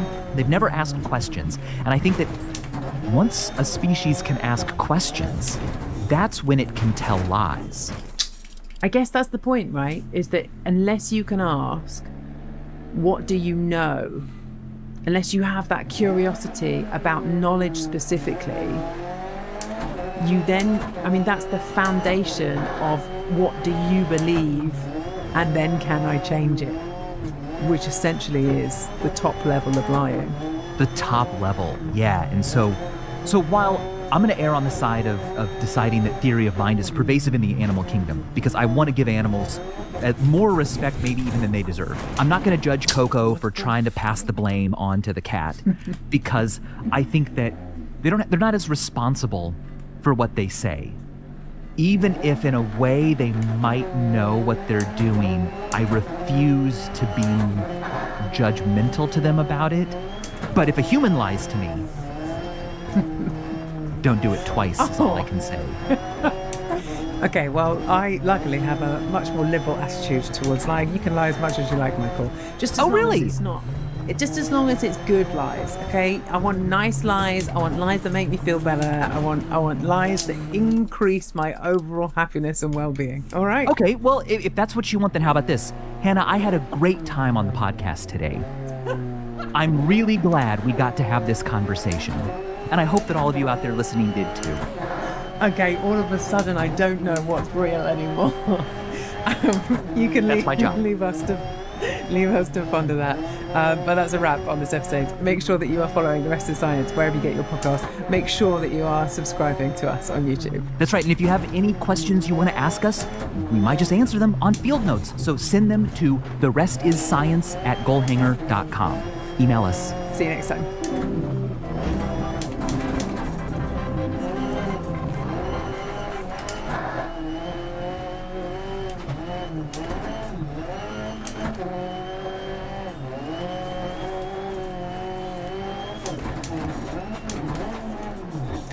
All right, welcome everyone.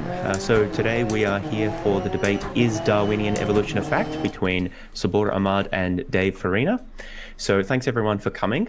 First of all, I'll just briefly introduce myself and before introducing our two speakers here.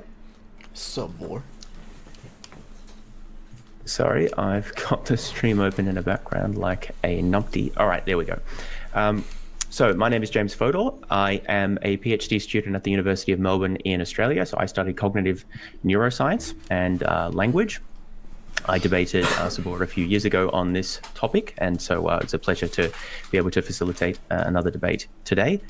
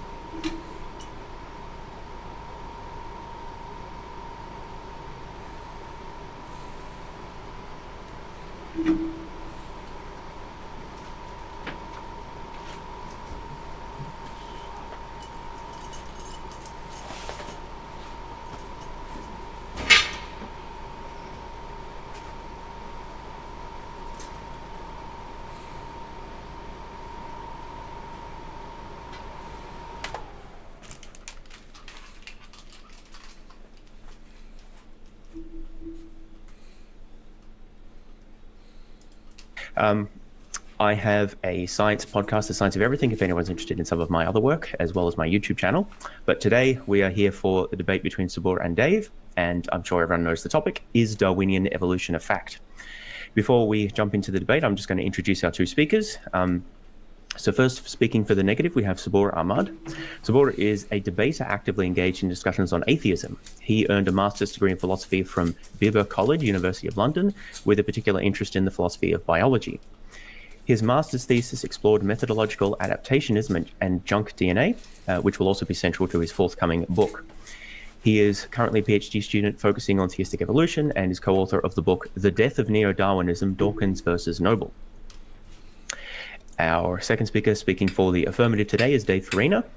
So Dave is a science communicator and generalist, best known for his YouTube channel, Professor Dave Explains. While the channel is primarily a database of academic tutorials to help students with a variety of subjects, Dave is also passionate about neutralizing disinformation and science denial, from flat earthers and creationists to anti-vaxxers and medical hoaxers. Dave hopes to serve as a beacon towards the rehabilitation of public science literacy. So those are our speakers. Let me just introduce the format of the debate. So first, we're going to have 20 minutes of opening remarks from each of our speakers. So Sabor will go first, followed by Dave, and then each will have 10 minutes of rebuttal. So following that, there'll be 30 minutes of open discussion, which I will facilitate, where I'll present questions and the speakers can also ask each other questions. And to conclude, there'll be 2 minutes of concluding summary from each of our speakers. Just as a final note, so I hope everyone, including our speakers, as well as those in the audience, will remain respectful and on topic. Also, just a reminder for the speakers that I will be enforcing the time limits just to remain ensure that everything remains fair. And also an encouragement for everyone. I know that many people today have come to support one or other of our speakers, which is fine. But I want to encourage everyone to keep an open mind and to think really critically and engage with the material so that hopefully we can all come to a better understanding of these important issues. All right, with that being said, I'll pass over to Sabor, who's going to give 20 minutes for his opening remarks. Thank you for that, James. Can I get a 1 minute reminder just before I end? Can you hear me? All right, I'll begin. Okay, so the question before us tonight is Darwinian evolution a fact? So the first thing I need to do is define what I mean by Darwinian evolution. Now, I am defining Darwinian evolution as the modern synthesis or neo-Darwinism, and the reason for this is because it's the foundation currently of evolutionary theory. And there are objections to the neo-Darwinian modern synthesis by the likes of James Shapiro, Dennis Noble, and others. Now, this is the big question that's being debated between two great giants of evolutionary theory. In the camp of neo-Darwinism, you have Richard Dawkins, and in the camp of anti-neo-Darwinism, you actually have Dennis Noble. Now, this interesting debate took place about 2 years ago. Both of them went head to head, and what you see in this debate is they are essentially arguing on a very simple point about causality, but then that lifts into other areas.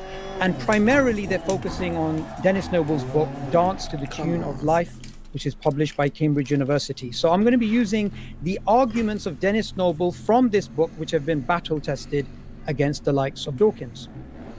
Now, there's 4 pillars of neo-Darwinism, according to Dennis Noble, and all 4 of these pillars, according to him, have fallen.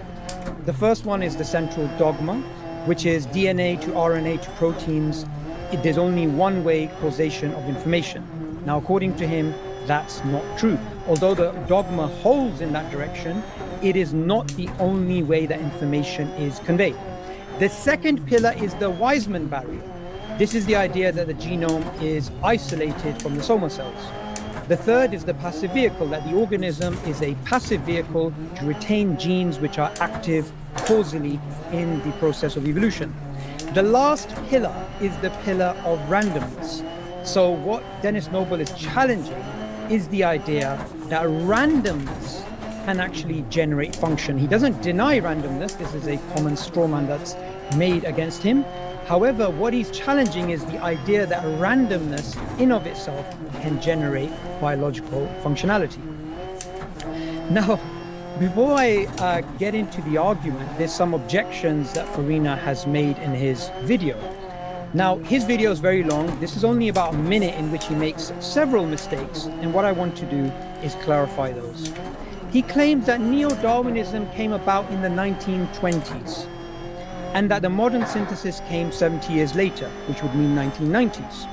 He objected to using these terms interchangeably, and he called Dennis Noble a complete clown. Now, firstly, if you go to the first slide, you can see that biologists are using these terms interchangeably, but I'm going to get into this in more detail and you'll see why they can be used as such. Now, the first claim, neo-Darwinism came about in the 1920s. The problem with this claim is the founders of neo-Darwinism were dead by 1920. So you had Alfred Russel Wallace and August Weismann, who both passed away in 1914 and 1913. So how could neo-Darwinism be put together in the 1920s? Clearly, this doesn't make any historical sense. The second claim, that the modern synthesis came 70 years later, meaning 1990s. Again, another absurd claim. Julian Huxley's book, The Modern Synthesis, which came out in 1942, is testament to the fact that modern synthesis came way before 1990. In fact, he was dead by 1975. Interestingly, there was lots of developments in evolutionary theory during that time. 1976, you had the most popular explanation of the modern synthesis by Richard Dawkins, The Selfish Gene. In 1983, you had McClintock winning the Nobel Prize for discovering the process of genome reorganization, which is a direct challenge to the modern synthesis. So how does it make sense that the modern synthesis came together in the 1990s when all these developments were happening? Clearly, this is absurd. So I'm going to be again referring to Dennis Noble here. Dennis Noble's book is referring to this development of the modern synthesis from neo-Darwinism, and that's why the terms are used interchangeably. He says that in 1896, we first find the usage of the term neo-Darwinism. However, its origins, according to him, go back to the 1870s. And the modern synthesis version of Darwinism, according to him, came together between 1920s and 1950s. So, Farina's claims, let's have a look at them. Neo-Darwinism came about in the 1920s, that's false. Modern synthesis came about 70 years later, again, false. He objected to using these terms interchangeably, And if we go back a few slides, you will see here that both people who are proponents of neo-Darwinism and against neo-Darwinism are both using it interchangeably for the reasons I've already mentioned. So where does that leave us? Someone that has such a primitive understanding of evolutionary theory and its history, what can they actually tell us about this theory? I want you to consider a thought experiment. Imagine a history teacher who claims World War I took place in the 1960s.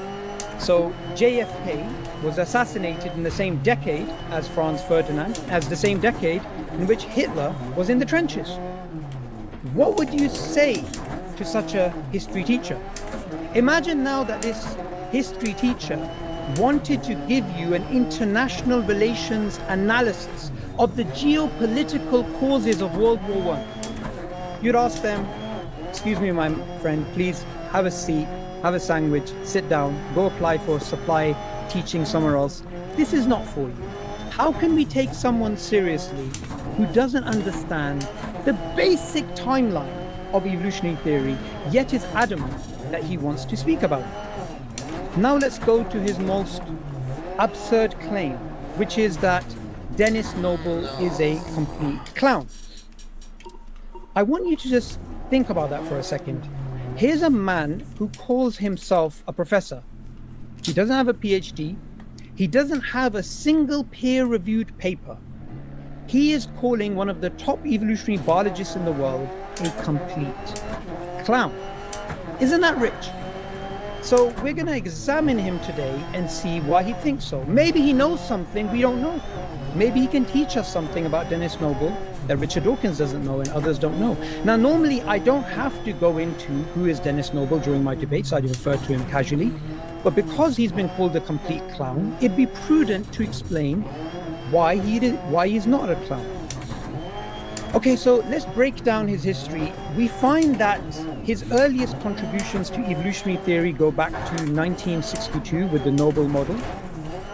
We also find that he has been an Oxford professor for decades in that particular field of evolutionary biology. He is a fellow of the Royal Society, and I want to explain what the Royal Society is. The Royal Society is the oldest and the most prestigious society in the world. It is a society which goes back to the 17th century. It is a society in which Charles Darwin himself, in 1858, he actually presented the theory of natural selection. And what you actually find is that the Royal Society is where all of the prestigious conversations are actually happening. Sorry, just give me 1 second, I'm getting interrupted. Sorry, no worries. Sorry, I was just interrupted in the middle of that. Hopefully I won't get deducted some time. No, sit down. No worries. Okay, so where was I? The Noble Model, 1962, he's a pioneer in systems biology. He was also Dawkins' PhD examiner in 1966. He published over 700 peer-reviewed papers in articles like Nature, the Linnean Society, and other societies. He's published his first book, The Music of Life, with Oxford University. He published his second book, Biological Relativity, with Cambridge University Press. So what does Farina know that these universities don't know? What does Farina know that Nature doesn't know, and science doesn't know, and the Linnean Society doesn't know, and the Royal Society doesn't know? Now, going back to my debate in 2016 with Aaron Ra, I actually referred to the 2016 meeting at the Royal Society, which was set up by Dennis Noble. This is a landmark discussion in which you had the neo-Darwinists and you had the third-way evolutionists having a discussion. That was again set up by Dennis Noble. So how is this man a clown? I would love Farina to explain the case. Now, Noble's challenge to Dawkins, let me just break down this challenge. His challenge is based upon these 4 pillars, like I mentioned, and all of these were discussed with him in the debate in 2022. So we're going to be going over each challenge one by one. The first challenge is the central dogma, from DNA to RNA to proteins. Now, obviously, that is true. That is what happens. However, that is not the only way that causation works. That is not the only way that information flows. Information can actually go in the other direction through somatic hypermutation. This is one of the examples he brings up in the debate. Somatic hypermutation happens in the immune system when the B cells can actually, like a slot machine, they can actually hold certain parts of the genome constant and hyper-random mutate certain parts and come up with antibodies to take on the antigens. So again, another common straw man that we hear about Dennis Noble is that he doesn't believe in randomness. It's the opposite. He believes randomness can be used for functionality, and randomness alone cannot generate functionality on its own. And I've referred to some paper here. We can discuss this in detail if Rina wants to. The second is the Weismann barrier. The Weismann barrier is the idea that the genome is isolated from the soma cells, from what's happening in the body, what's happening in the environment. Now, this was something that August Weismann put together, hence why we have the origin of neo-Darwinism in the late 19th century, not the 1920s, as Dave Freena seems to think. So why does Dennis Noble challenge the Weismann barrier? He challenges it through the work of Conrad Waddington, who showed that epigenetic markings can actually be assimilated into the genome. So genetic assimilation is something that he discovered in the 1950s, and there's lots of information about this. And Dennis Noble links this to the discovery of extracellular vesicles as well. Randomness. So randomness alone, alongside natural selection, the idea is that genes created us, mind and body, purely through random variations plus natural selection. And this is something that Dennis Noble wants to challenge head on. He doesn't believe in this. He believes that the data shows us it was not randomness, it was actually genome reorganization. And he relies heavily on the work of McClintock, who won the Nobel Prize for her discovery of genome reorganization. And he also relies on James Shapiro, his collaborator in the third way of evolution. One of the papers that he referred to in the debate with Richard Dawkins is the paper from Nature about the initial sequencing of the human genome. This involves yeast, worm, fly, humans, and others. And what we discover in this paper is that there has been genome reorganization rather than point mutations selected over time that led to all of the biological functionality that we actually have. Now, the example he gives is of Lego, which is why you see the Lego blocks there. What he basically says is, imagine a child who simply has Lego blocks, these small little blocks, and you ask them to build a bridge, build a house, build a car, whatever it is. You give another child bricks, but you also give them beams, you give them flooring, you give them walls, you give them tunnels, you give them arches, you give them lots of prefabricated tools. Which kid will build faster? And according to Dennis Noble, it's going to be the second child because of genome reorganization. Hence why he doesn't believe in randomness. Now let me clarify. He doesn't say randomness doesn't exist. He doesn't believe randomness can generate biological functionality. He thinks other things are at play. Now, another pillar is the passive vehicle. Now, this is the idea that the organism is passive and the genes are active. The genes are the real drivers of causality here. Now, during the discussion, Richard Dawkins and Dennis Noble started to go back and forth on this particular view. Now, Dawkins basically said to Noble, I could take your genome and I could take all of the 3 billion base pairs and I could engrave them in granite. After 10,000 years, I could put them in a sequencing machine and I can make a replica of you, Dennis Noble. And Noble said, no, you can't. He said, you need the egg cell. So Noble is challenging this idea that the organism or the cell is actually passive and the genes are active and the genes are self-replicating. He doesn't believe they can do so. And he gives 2 examples why. The first reason is epigenetic marking. So he says you would need the egg cell from his mother in 1936. You can't just say that it's going to self-replicate without that, because the epigenetic markings from the experiences that his mother actually went through. The other thing that he points out is that the conditional logic of life is not found in the genome. The if, then, or else something else, that conditional logic is found in the cell membrane, and those cell membranes are not coded for in the genome. So that's another reason why he believes you cannot say the organism is passive, and why he challenges Richard Dawkins' idea that his DNA can be put into a sequencing machine and another Dennis Noble can come out. He also gives the example of proofreading, that without the cell initiating proofreading, the number of mistakes would be 1 over 10 to the power of 4, and with the cell being involved is 1 in 10 to the power of 10. That's a massive difference. And according to Noble, if we do not have the cell doing proofreading, the organism will simply disintegrate. So you need proofreading, and therefore he says there can be no neat separation between the gene and the organism. You cannot have this idea of selfish, self-replicating genes. So he believes the fourth pillar has also fallen. Now, what can you do with all of this? You can break it down to a very simple point. The simple point you can break it down to is a point of causality. According to Dennis Noble, there is no blind watchmaker. Remember Richard Dawkins' book, The Blind Watchmaker, the idea that random mutations plus natural selection can actually create body and mind? According to Dennis Noble, no, it can't. It is insufficient as a mechanism. He says that the designer has to be at least one-eyed. And the reason why he's saying that is because he believes purpose, agency is alive. It's there in the organism. So it's not just a case where there's a blind watchmaker, there is a one-eyed watchmaker. The nature of their debate is about causality. The nature of causality. What exactly do they mean by cause? In fact, they began off the debate speaking about causality, and in the end, they also went back to causality. So according to Dennis Noble, Aristotle's distinctions about causality is what's going to help the discussion. Now, I'm not going to explain what those distinctions are. I expect Dave Farina to know this because he says Dennis Noble is a complete clown. So I'm going to test him on this, and I'm going to test him on the pillars as well, because he's made a lot of claims, and I want to make sure that he can actually justify them, because any science communicator worth their salt is surely going to make statements which they can justify. Lastly, we have this Nature article that was published last year by Dennis Noble.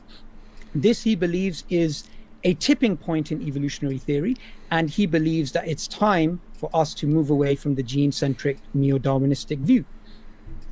Now, Dave Farina has a dilemma in front of him. The dilemma is very simple. The dilemma is this: if he attacks Dennis Noble, tries to challenge the four pillars, which according to Noble have fallen, he tries to challenge Dennis Noble's idea of causality, he will look incompetent. And the reason he'll look incompetent is someone as competent as Richard Dawkins couldn't address him. In fact, Richard Dawkins in that debate was on the back foot, and he couldn't address any of the contentions of Dennis Noble. So what will Farina do instead? The second horn of the dilemma is to just be a coward, just to simply cower down and avoid speaking about Dennis Noble. Now, being a coward is worse than being incompetent. So it's better for Farina to try and take on Dennis Noble. However, to be incompetent, you need to show a level of competence. So that's a secondary dilemma. So would Dave Farina even understand and articulate and make the viewers understand what Dennis Noble is actually saying? I very much doubt it. So he will not be able to go down the incompetence route because he's not competent enough to show that he's incompetent. He will have to go down the cowardice route.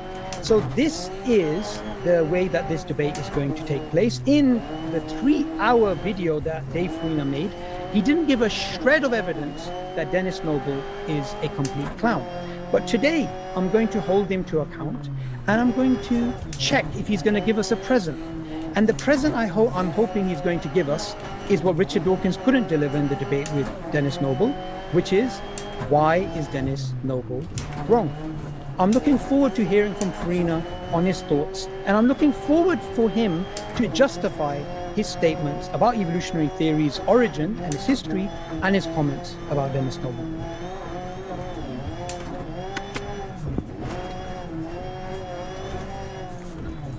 All right, thanks, Sabor. So that concludes his opening remarks. So we now have, let me reset the timer. I think you had like 30 seconds left. All right. So we now have 20 minutes for Dave to present his opening remarks. All right, so this is supposed to be a debate about evolution. As you can already see, there will be very little discussion of actual science because Sabor is incapable of it. He doesn't actually understand any of the things he's referencing. Instead, these are the things he does. He fixates on the definitions of words and distorts them. He hides behind philosophical jargon. He misquotes scholars, pretends they support his lies, and shouts a lot, typically. So we'll discuss the details of the distortions in the debate, but for now, let's hear from Sabor's super-duper favorite philosopher, Elliot Sober, that Sabor distorts what he says and others.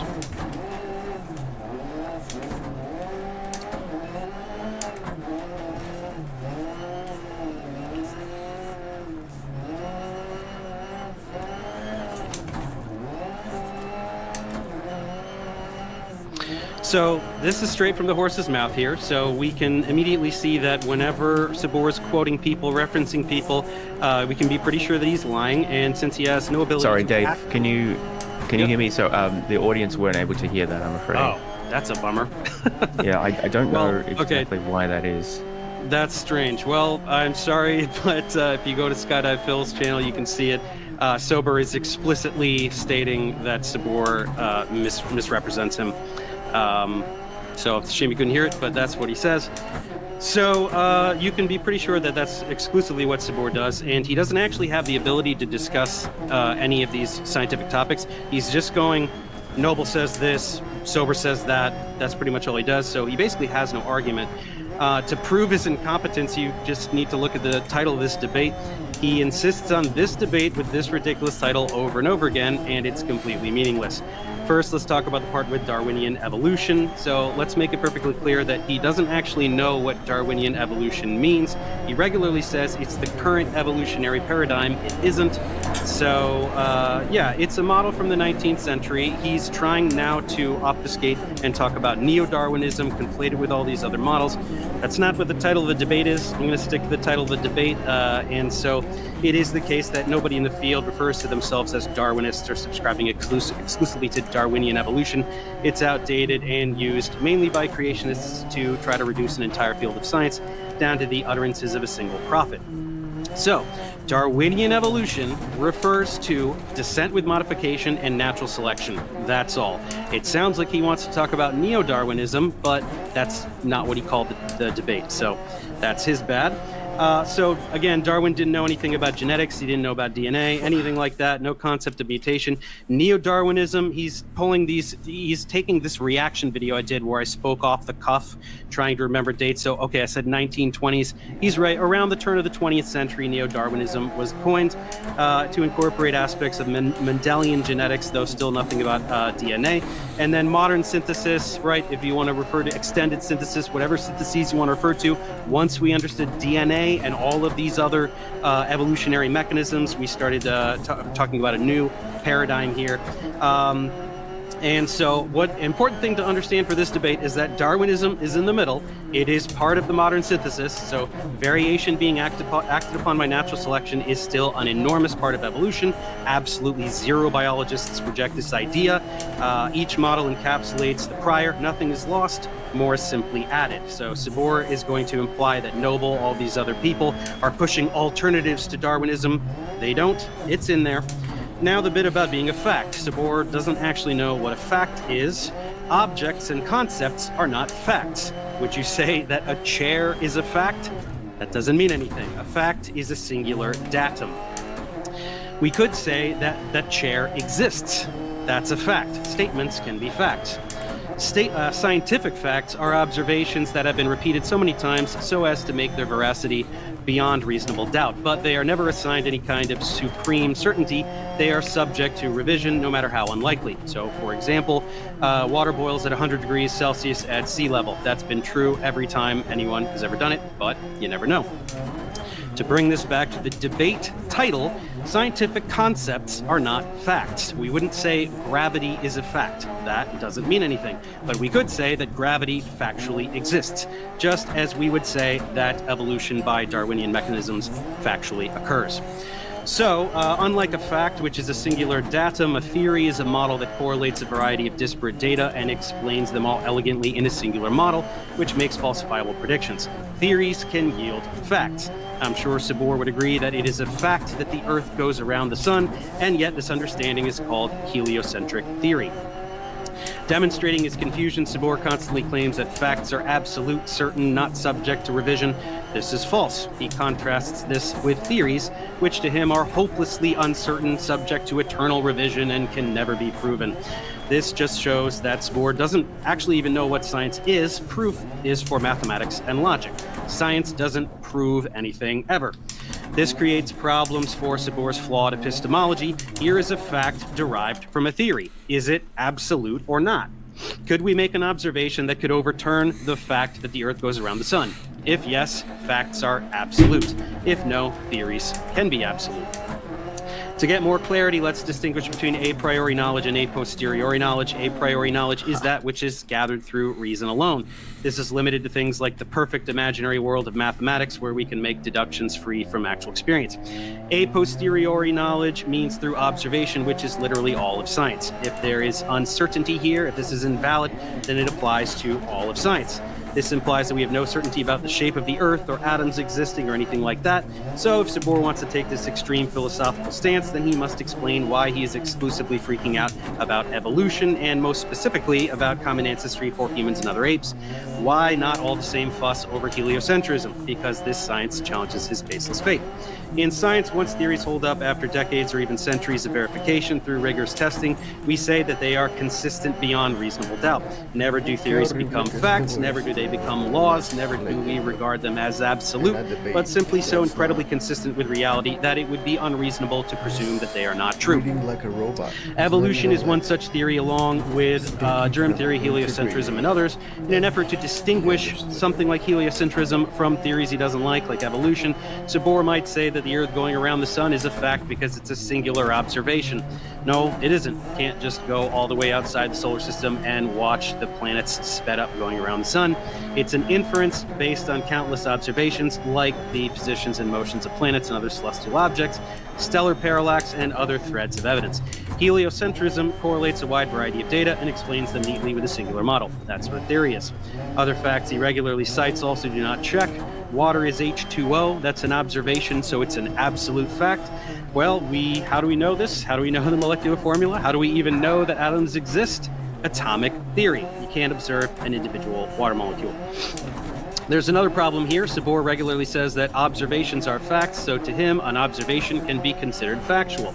Well, we observe Darwinian evolution every single day, so it factually occurs by his own standard. Random mutations in bacterial colonies leading to entire strains with antibiotic resistance is an example of evolution by natural selection. We observe this repeatedly, so it's a fact. We also observe speciation. We have observed the emergence of new species of microorganisms, plants, and animals. Speciation is evolution. Evolution is therefore a fact. Now, Sabor will probably claim that's not what he means by Darwinian evolution. In fact, he's clearly already obfuscating and trying to talk about more modern paradigms. He's going to say he meant common ancestry, tree of life, all the stuff that Noble talks about. In addition, that's what he doesn't like.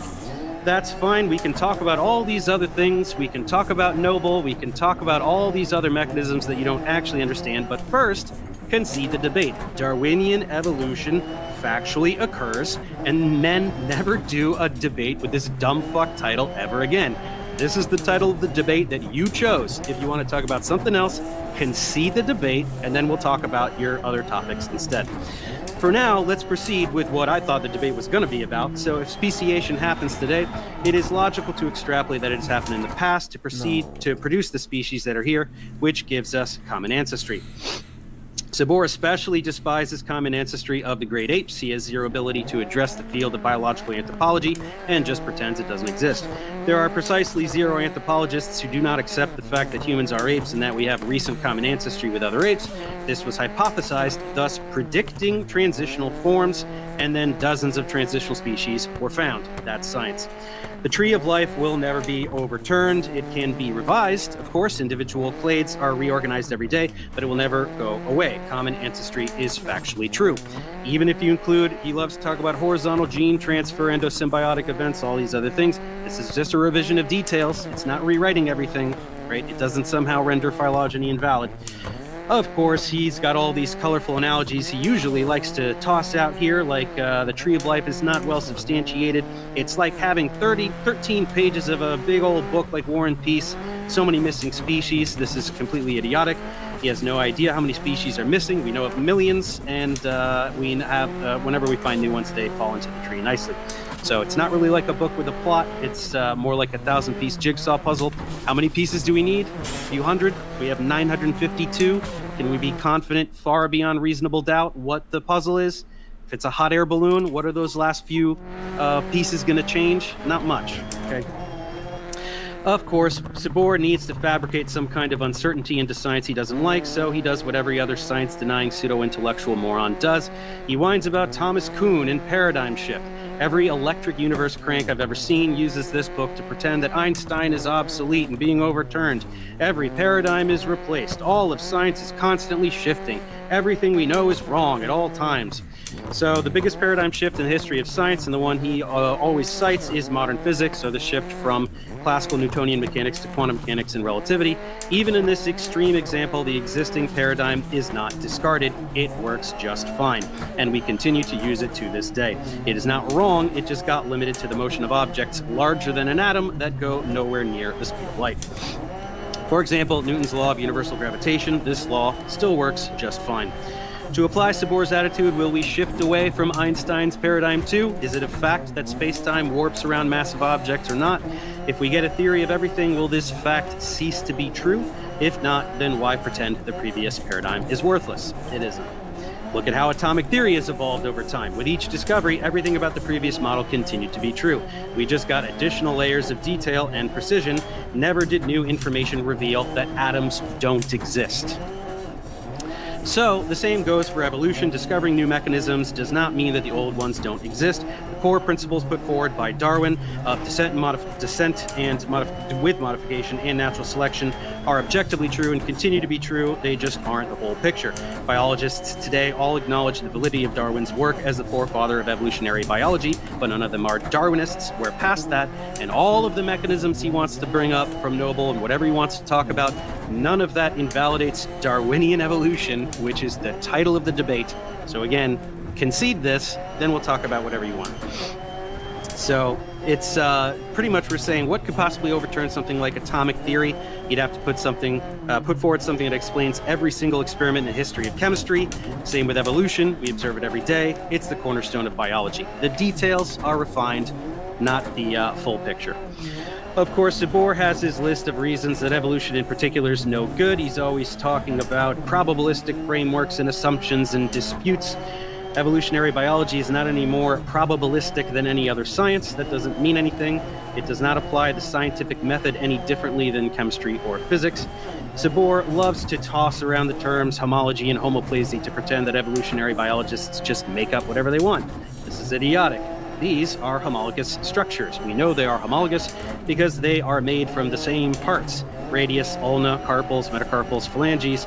They are just molded to different shapes, something easily explainable by evolution. Slow morphological change on consistent structural features to yield totally different purposes. That's not how design works. We don't build planes out of boat parts, and yet nature sometimes makes legs and fins and wings out of the same parts because it can't scrap everything and start from scratch. It is not sentient. Homoplasy, on the other hand, describes analogous features. They have superficial similarity, like the same function, but do not indicate recent common ancestry. We can tell because they actually are very different. That the eye evolved many times is not hard to swallow. Even in extant life, we see a variety of complexities for vision. All you need is a photoreceptor selectively expressed on certain cells. Now the organism can sense light. Over time, features evolve that improve this function, like a lens, cornea, etc. This is all sequential and piecemeal. Unlike the caricature that Sabor paints, we don't just assume that everything with structural or functional similarity is immediately related. habits. For example, swimming fast is important to aquatic animals, so they tend to adopt similar shapes, those which are conducive to swimming fast, namely this torpedo shape. Same environment, same selective pressures, so we can expect similar phenotypes even though they aren't closely related. In contrast, something like pharyngeal gill slits support common ancestry because they are remnants of embryonic development in ancestral forms. They do not become gills. They follow some other pathway due to specific mutations that alter the progress of embryonic development at a particular time. Homology is not an assumption. It is a deductive inference based on empirical evidence of shared ancestry. If we're so hopeless when it comes to determining which structural features are due to common ancestry and which are not, then why are we not even remotely confused when we assign things like this? Why is it so easy to conclude that pterodactyls and parrots are not as closely related as pterodactyls and non-flying dinosaurs? Some homologies are difficult to interpret, others aren't. That's just science. We should note that Sabor regularly admits that he has no issue with whales evolving from land mammals or other examples of extremely significant evolutionary change, which is good since we have countless fossils that represent lineages from fish to tetrapods, land mammals to ocean mammals, dinosaurs to birds, and all the rest. Transitional hominid species embody the exact same principles as all these other lineages. If land mammals can evolve into whales and dolphins, then this small amount of variation in the common ancestry of the great apes is absolutely trivial and is better substantiated than almost any other lineage, given the thousands of specimens we have over dozens of species and multiple genera. He has no ability to dispute any of this. He just shouts circular reasoning and other bullshit as though that is a valid refutation of entire fields of science. There is no circular reasoning. We generate hypotheses and test them. Finding all of these hominin specimens that were predicted is a vindication of the model. Sabor also just regurgitates crap he learned in Philosophy of Science 101 as though it makes him sound intelligent. Evolution bad because swan can be black. He loves his black swan example and the scatter plot and these kinds of things.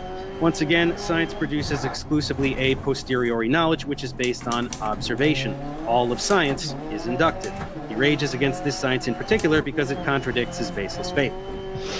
Furthermore, placing deduction on a pedestal above induction is silly. Deductive reasoning applied to real-world concepts also relies on induction. Premises are based on observations, which are inductive inferences. Take the famous Aristotelian syllogism, how do we know that all men are mortal?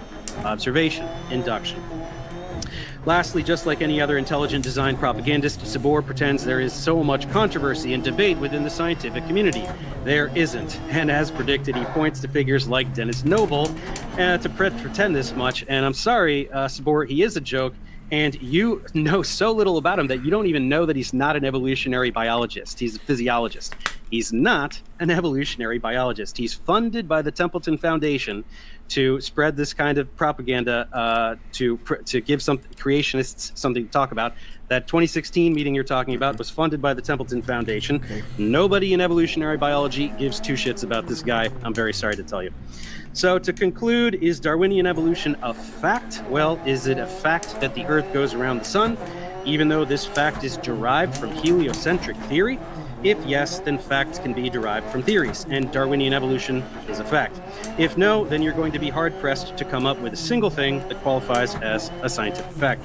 To put it another way, if this theory yields this fact, but you pretend other theories are incapable of producing facts, you are cherry-picking the science that you don't like. If this is not a fact, then there are no scientific facts, and the entire debate is pointless, an exercise in preaching to your brainwashed flock. And thus, we close with an ultimatum for Sabor, which must be fulfilled by the end of the debate.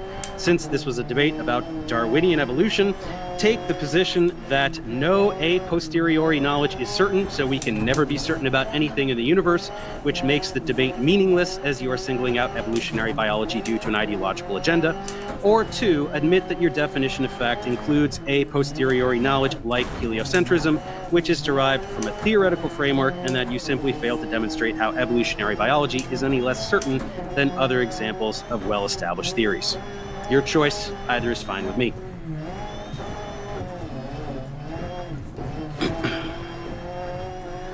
Okay, thanks, Dave. That concludes his opening remarks. We'll then be moving into the rebuttal section of the debate. So each speaker will have 10 minutes to respond to what the previous speaker has said. I just want to remind our speakers that it's perfectly fine to critique the ideas of the opposition and to also question their credentials and things like that. But please keep your criticisms focused on the topic of the debate and relevant to the issue. So with that being said, Sabor will now have 10 minutes of rebuttal. Do you want your slides? Yes, Yeah, I've amended the slides according to some of the things that Farina is claiming. Can I start now? Yep, go ahead. All right. So one of the first claims that he actually makes is that no one uses the term Darwinism. Here we have Richard Dawkins in The Devil's Chaplain, basically saying Darwin may be triumphant at the end of the 20th century, but we must acknowledge the possibility that new facts may come to light, which will force our successors of the 21st century to abandon Darwinism or modify it beyond recognition. What he also ignored was this particular term again turning up when Dennis Noble's book, Dance to the Tune of Life, he refers to the modern synthesis version of Darwinism. So again, it is a term being used. Now, there's something really interesting that he does. He doesn't give us the present that we were talking about. He doesn't give us the present about why is Dennis Noble a clown? Why is Dennis Noble wrong? He doesn't give us any of those presents. What he does do is he gives us 3 fallacies. So thank you for that, Farina. Like a good student, you were listening to my talks, but you misrepresented me in many different places. However, I want to concentrate on 3 particular fallacies. The first is the equivocation fallacy. The equivocation fallacy, let me just give you an example. There's somebody falling down on the floor saying, I have a heart attack, can you call a doctor? And then someone comes and says, yes, I'm a doctor, but they have a PhD in gender studies. That is the fallacy of equivocation. The word doctor is being used in 2 different ways. So that is highly misleading. You said Darwinian evolution is a fact, and you defined it as what? You defined it as random mutations and natural selection. Well, guess what? That Darwinian evolution is accepted by me. That Darwinian evolution is accepted by Dennis Noble. That Darwinian evolution is accepted by everyone, and it's trivial. Remember, there's 2 different ways that you're using the word Darwinian evolution. When I referred to Darwinian evolution, I referred to the idea that random mutations plus natural selection can generate mind and body. That's the definition of Darwinism that I'm using. That's the definition of neo-Darwinism I'm using. What you're doing is you're acknowledging there is natural selection and random mutations, something nobody denies. So that is actually the fallacy of equivocation. Another thing, and I want to go to something quite funny because I knew this was going to happen. Let me go to my, oops, where's it going? Okay, so, yep, you can see it there. This is my email going back to you. I don't want you to gish gallop and conflate 2 different ideas. To be clear, my original 2 debates were, is Darwinian evolution a fact? Is intelligent design science? Is universal common ancestry true? The reason I did this is because I don't want Darwinian evolution and universal common ancestry mixed up. Like I said, blah, blah, blah. So I knew you were going to do this. And guess what this is? This is, again, the equivocation fallacy, because if common ancestry is accepted to be true, it doesn't mean Darwinian evolution is true. John Baptiste Lamarck, he believed in the tree of life. He believed in common ancestry. Did he believe in Darwinian evolution? No, he didn't. So that is the equivocation fallacy. It is also the non sequitur fallacy. Can you give any shred of evidence that common ancestry is a necessary and sufficient condition for Darwinian evolution? You cannot. And I very much doubt you've even thought about it this way. This is why I covered myself and I sent that email, because I knew you were going to gish gallop. Most of your presentation had nothing to do with what I said. Most of your presentation, you took the horn of cowardice. Now, you said Dennis Noble is a joke alongside, he's a joke alongside Shapiro and others. Okay, so I want to ask you a question. How is it that you have Cambridge University publishing his book? How do you have it that Oxford University is publishing his book? How do you have it that Nature is publishing his work? The Royal Society is publishing his work. Now, I want to say something about James Shapiro's book, Evolution, A View from the 21st Century. This is called by Carl Woese, the man who discovered archaea, the 3rd domain of life. It is called a game changer. If these people are if they're jokes, then why would mainstream publishers print their work? Why would they be taken seriously? Why would they be professors of universities? Why would they have peer-reviewed papers? Why would any of this happen? What you are basically doing is you are denying academia. You are denying science. You're denying the ability of these academics to actually thrive by attacking them without any justification. I asked you very clearly, why is Dennis Noble a clown? You repeated he's a clown, you repeated he's a joke, but you didn't give a shred of evidence. In your 3-hour-long video, you didn't give a shred of evidence of that either. The other fallacy that you fell into is the red herring fallacy. Lots of things that you brought up in your discussion were misrepresentations of my position, but you didn't even take a moment to actually show how they're linked to the actual debate today. Okay, so I did actually offer you a debate on universal common ancestry, and that's still available to you. So the things that you mentioned about homology and speciation, we can actually discuss then. You mentioned probabilistic framework, you mentioned assumptions. Those things can be done in that debate if you're willing to accept it, so that it's entirely up to you. Now, something else that you actually mentioned is this. You mentioned the idea that Darwinian evolution, something you have to repeat yourself because you weren't being too clear. Something about me raising the flag if I accept Darwinian evolution. That is a total straw man.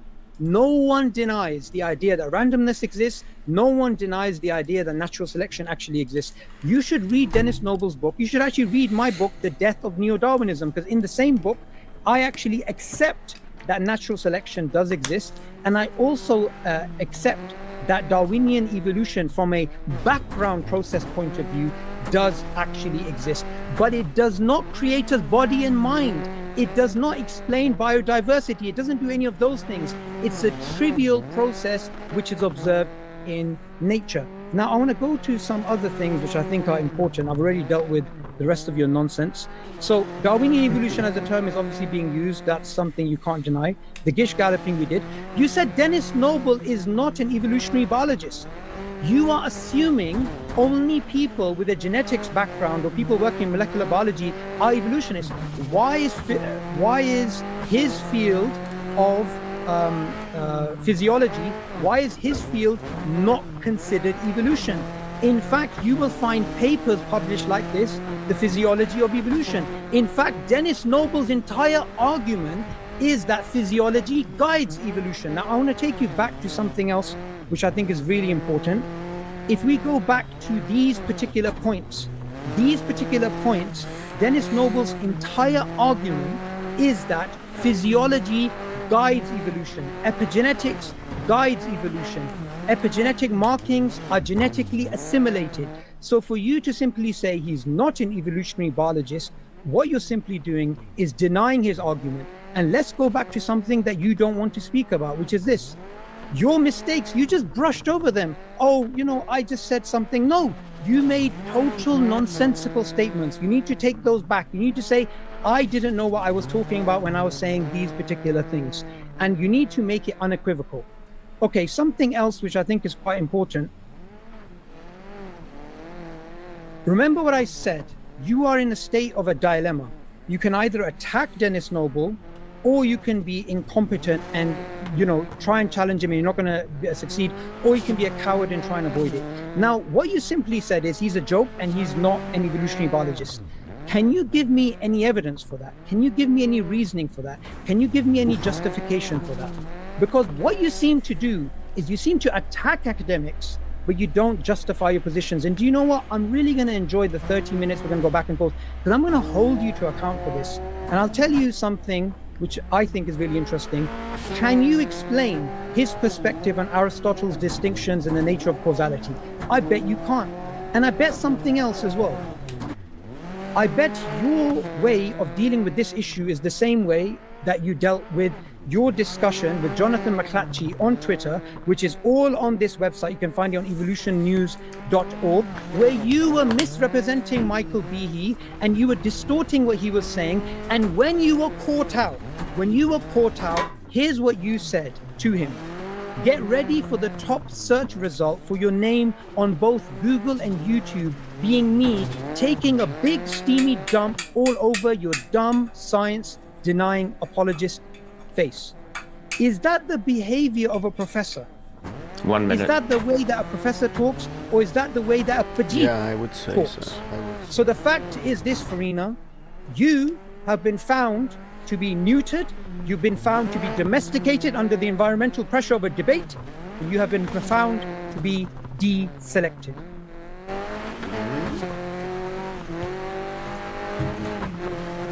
Okay, we now have 10 minutes of response from Dave. Did you have any slides to present with this, Dave? No, I'm just going to address this bullshit he's spewing.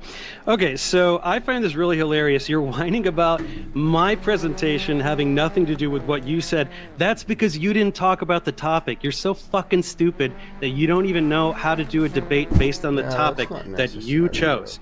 You said Darwinian evolution. Everything you're saying is wrong. You don't understand the definitions of these words. You just said that I said that Darwinian evolution is random mutations and natural selection. I didn't say that, so you either weren't listening or I don't know what's going on over there. Darwin didn't know about mutations. Darwinism precedes the entire field of genetics. Even when neo-Darwinism came about, it still was about Mendelian genetics, so we still didn't know about DNA. So all these other mechanisms you want to allude to has nothing to do with Darwinian evolution. So like I said, look, we can talk about any of these other things you want, but this was the debate title that you chose. So, and it's also why you went first, because that way you could talk about whatever you wanted and pretend that I'm off topic. I'm the one talking about the topic that you chose. Darwinian evolution is descent with modification and natural selection. That factually happens. So whatever vernacular you want to use, it's a fact. So you can admit that evolution by natural selection factually occurs. You lose this debate. Then I'll gladly talk about whatever else you want. Common ancestry, we're going to talk about all these things, it's totally fine. But you have to admit that Darwinian evolution factually occurs, right? You can't just distort the definitions of all these concepts here. Darwin precedes genetics. He had no idea what mutations are, no random mutations, any of this stuff. So just stop. This is getting ridiculous. The second thing we're going to talk about, as I predicted, you have no ability to discuss science. All you do is Daddy Dennis Noble said this other guy said that. Stop whining about what people say and talk about the science. We're going to talk about all of these mechanisms. We're going to talk about the biology. We're not going to go, this guy did this. And by the way, Dennis Noble, something in Oxford University Press, whatever. That's not Oxford University. It's a publisher, right? Anybody can publish books. That doesn't mean everything in it is perfect, and it doesn't mean that all of the Oxford faculty is like, yay, go Dennis, all right? And no, I'm sorry, he's not an evolutionary biologist, okay? He's a physiologist. Nobody in the field takes him seriously. And same, I'm sorry, you're bringing up Behe and McLatchie. Like, how dumb do you want to make yourself look by association? You're bringing up Discovery Institute cranks. Yes, I said what I said on Twitter because he was being an idiot. What do you want to do about it? It's fine. All right, and I've debunked all of those clowns to high heaven, so...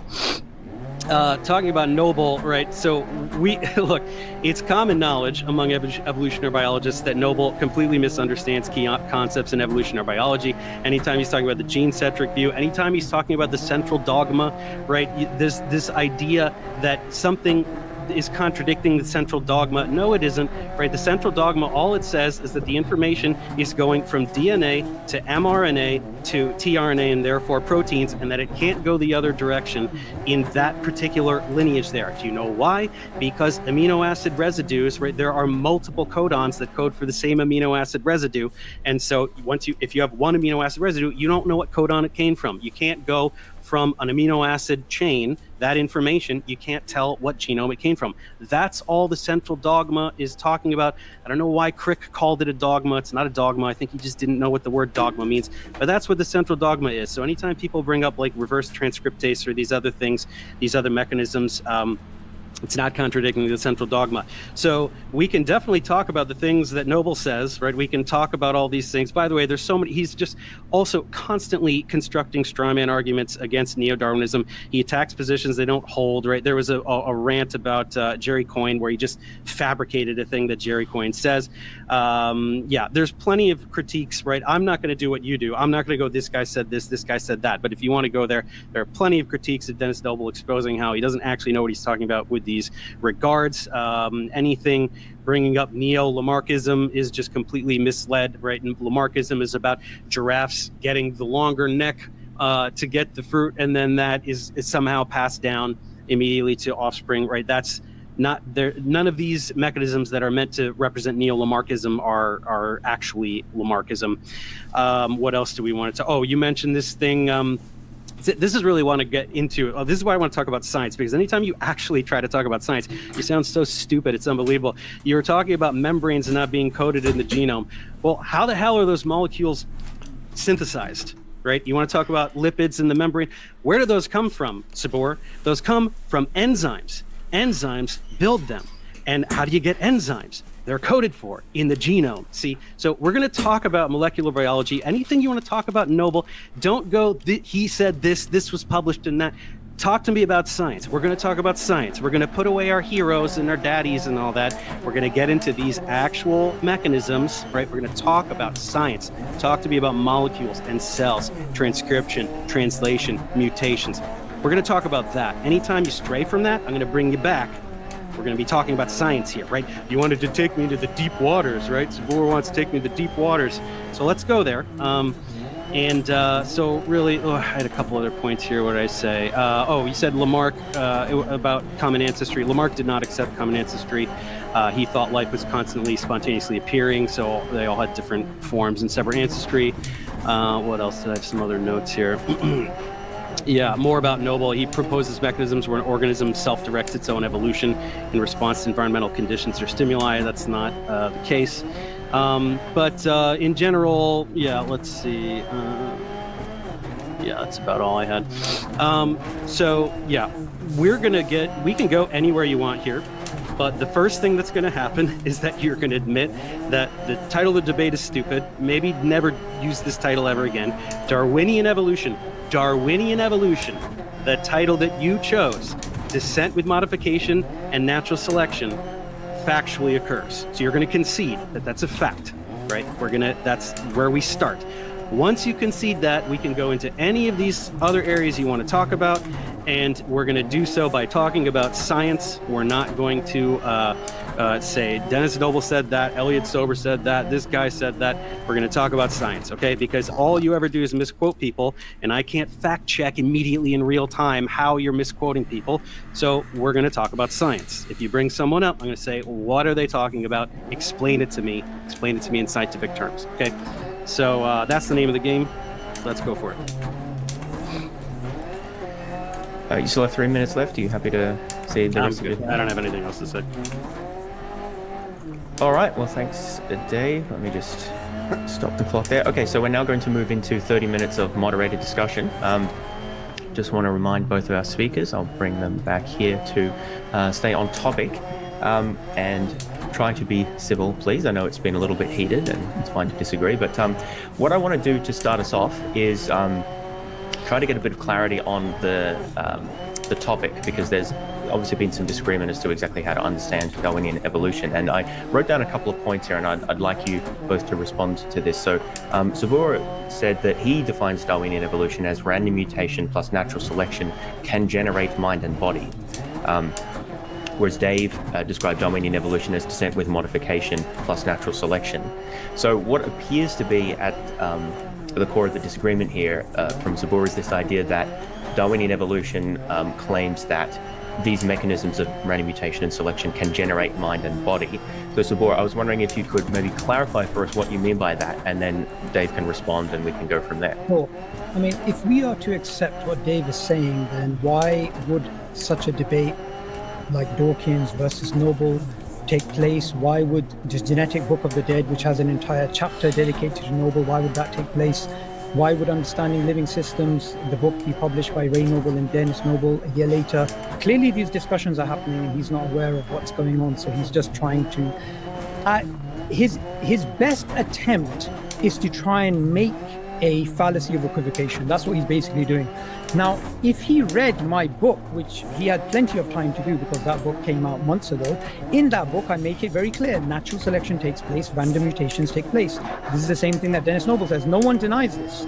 In fact, this is something that was known way before any of these discussions took place. So what we are really speaking about is, does natural selection plus random mutations, can it create mind and body as the selfish gene purports it can?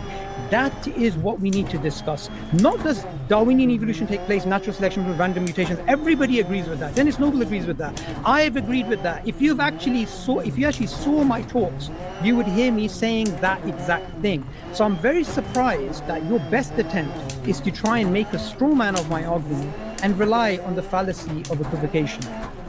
It's not a straw man. That's the title you chose. Right? If you're admitting that Darwinian evolution occurs, that it factually occurs, then why did you name the debate is Darwinian evolution a fact?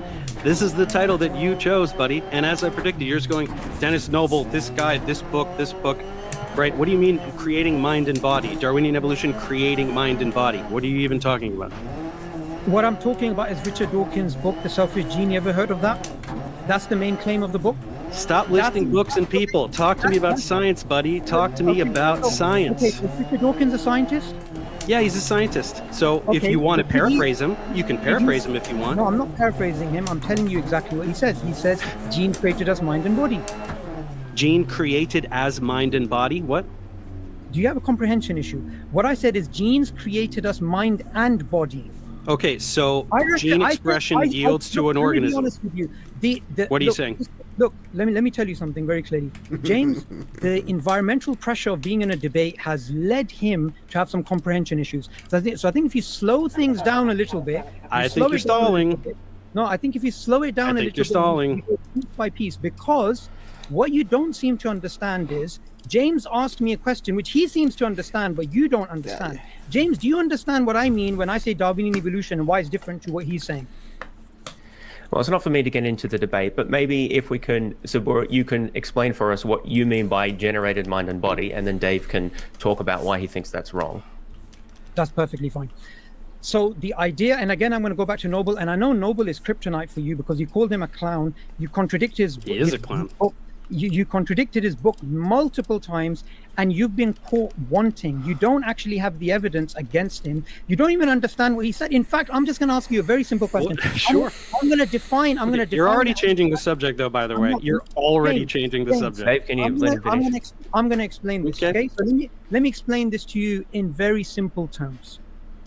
Aristotle made distinctions about causality. I know you're nodding your head because it's too much for you, but let me just explain. No, you're just like, we're talking about science and you're jumping to philosophy because you can't talk about science. You can't do it. Philosophy and science are tied at the hip, okay? So this is Dennis Noble's argument, and this is why he challenges the selfish gene idea, the idea that genes create his mind and body. What he basically says is, look, Aristotle said, imagine a table.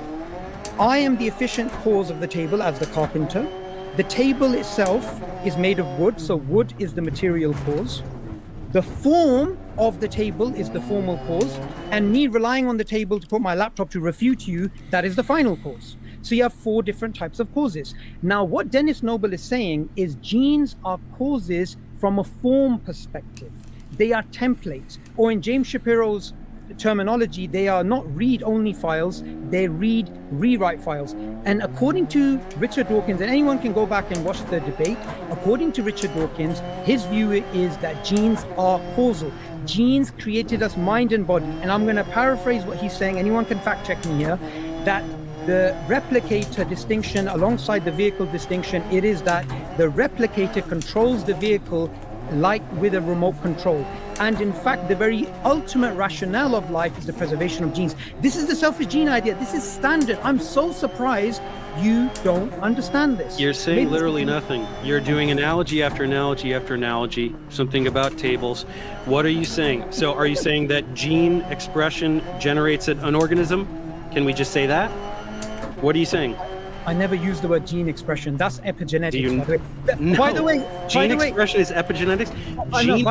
Every time you try to talk about science, you get this gem of stupidity, like gene expression is epigenetics. One at a time, gentlemen. What the hell does that mean? Epigenetics leads to gene expression, doesn't it? Epigenetics modifies gene expression. Oh, there we go. Thank you. Okay, now no, what do you mean thank you? What do you mean thank you? What you said was insanely stupid. Gene expression is epigenetics, is what you said. Let's go back to James's point about causality. I said genes created as mind and body is the idea. Why don't you challenge it? Because it doesn't mean anything. What are you talking about? I'm trying to talk about science. You're saying something cryptic. Gene expression creates mind and body. Okay, are we saying that gene expression as an embryo generates the form of an organism? Is that it? Let's talk about science, buddy. Okay, shall I put it in totally different words? Because you didn't understand Aristotle's point that I was trying to make. You didn't say anything. You use stories and analogies because you can't talk about science. When you try to talk about science, you say something idiotic like gene expression is epigenetics. You don't even know what these words mean. It's linked to epigenetics, of course it is. Now, let me just go back to a very simple point, and you tell me where this doesn't make any sense to me. The standard idea of the modern synthesis, which in 1976 was really popularized by the Selfish Gene book. Now it goes back to between the 1920s to 50s. You thought it was the 1990s, which itself. I said that off the cuff, if I even did say that, off the cuff.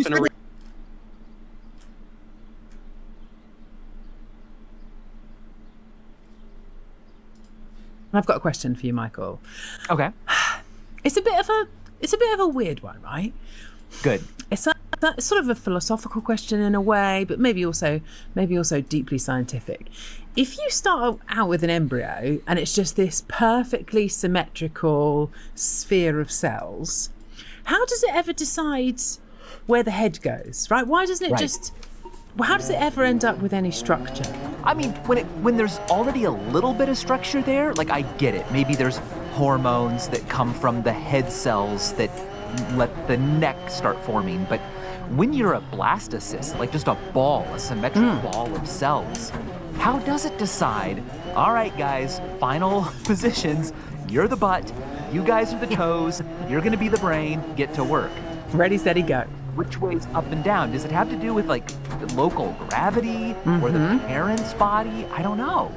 How does it seed those? How does it seed those, exactly? But then also, I mean, you said if there's a little bit of structure there, maybe it makes sense. But at the same time, when you look at physics, if you take, I don't know, like a glass of water, for instance, and you put a little drop of ink in it, the process that happens there is diffusion. And diffusion is like the destroyer of patterns. You don't get structure from physical processes. So what is it about biology that means that you end up with structure? It's a bit of a puzzle. Well, yeah, it's really blowing my mind because I've seen a blastocyst, a human one, through a microscope when it's like 8 cells. And you're like, wow, cool.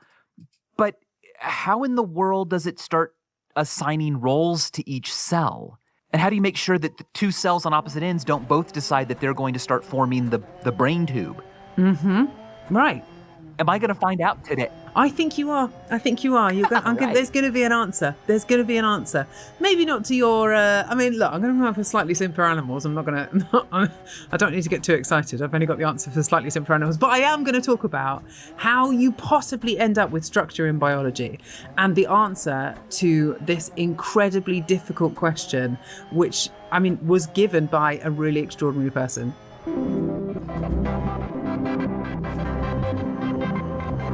This episode is brought to you by Cancer Research UK. Here's something strange. Your DNA contains more ancient viral fragments than genes. The genes that build our cells make up only 2% of our DNA. And for years, that is what scientists focused on. They treated the rest, the ancient viruses and stuff, as junk. But now we know that hidden majority, sometimes called the dark genome, influences how our biology works and how diseases like cancer behave. It's a reminder that progress rarely comes as a single breakthrough. It builds gradually. Cancer Research UK plays a central role in that progress, supporting decades of research into over 200 types of cancer, work that's helped double survival in the UK over the past 50 years. For more information about Cancer Research UK, their research breakthroughs, and how you can support them, visit cancerresearchuk.org/the rest is science.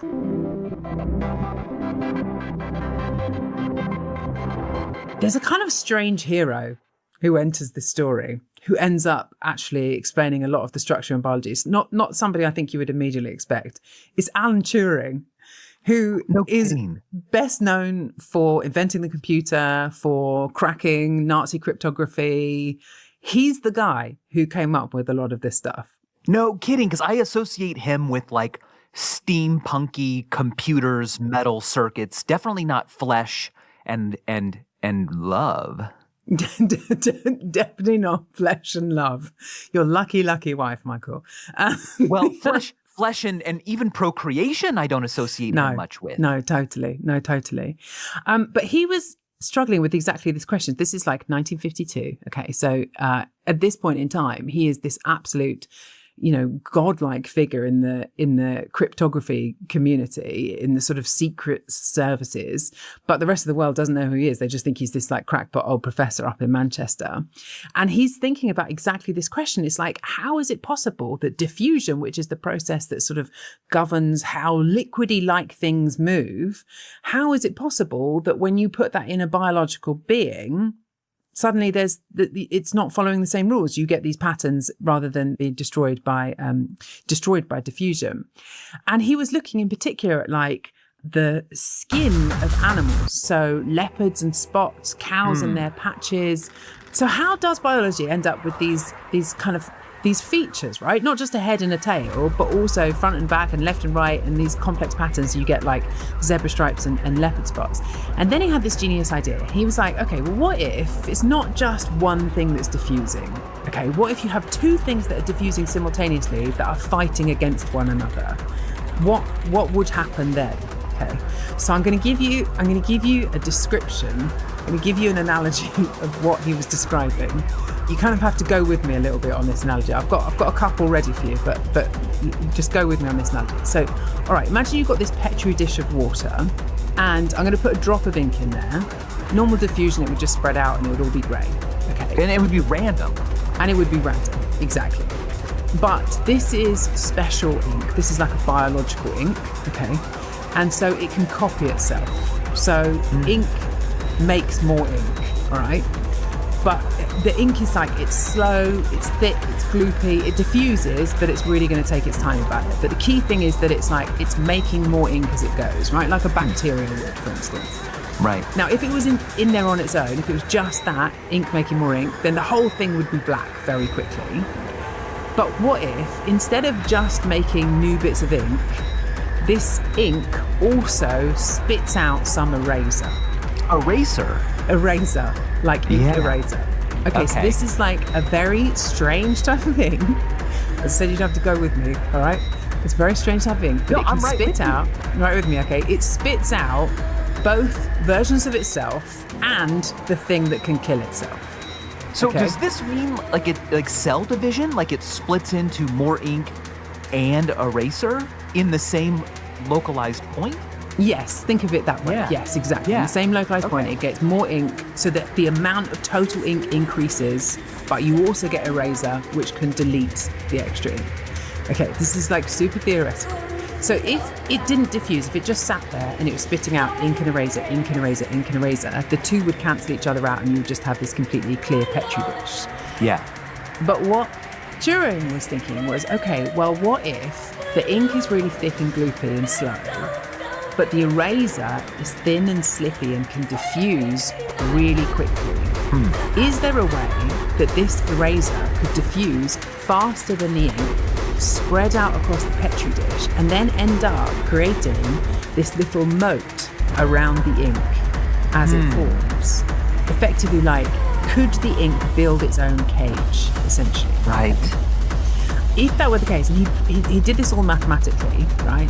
And he kind of demonstrated that you can have this where there is a moment where there's an equilibrium, where the amount of ink being made exactly matches the rate at which the eraser is wiping out the borders, okay?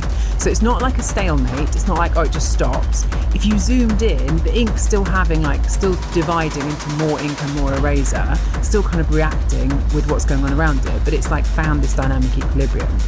Now, okay, I accept that is the most mathematically accurate version of what Turing was thinking of, but I accept it's a bit abstract. So I've got a slightly more human example for you, if you like. Okay, well, first of all, tell me, when in history was Turing having these thoughts? This is 1952. 1952. So not even that long ago. Because I'm imagining these great ideas that someone can just have in an armchair. I'm thinking of how Einstein did that too. He was like, what would it be like if I was riding on light and he's just sitting, in his chair thinking, and here's Karen going, zebra stripes. Let me think about this. Let me think about ink and eraser diffusing around in a petri dish. All right, so very cool. But tell me this more human version. More human version. Okay. All right, because you do actually get stuff quite often that can make copies of itself, make versions of its own self, and also the thing that kills itself. I was going to say there's got to be chemical reactions that are similar. Well, okay. At the time, nobody thought that there were. Everyone thought that you don't get, it doesn't make sense in terms of entropy. But there are analogies. So forest fires is a really good analogy of this, because if you think about it, when you get a little bit of fire, actually fire makes more fire. But also, if it's in a forest setting, the more fire there is, the more likely that you are to get the thing that kills the fire, which is helicopters carrying water. Okay? Right. So the existence of something creates more of that same thing and also the thing that kills it. Okay? That's right. So the ink and eraser analogy, if you imagine that you are looking at a forest, you're sort of top down on a forest, okay? For some reason you get a little bit of fire.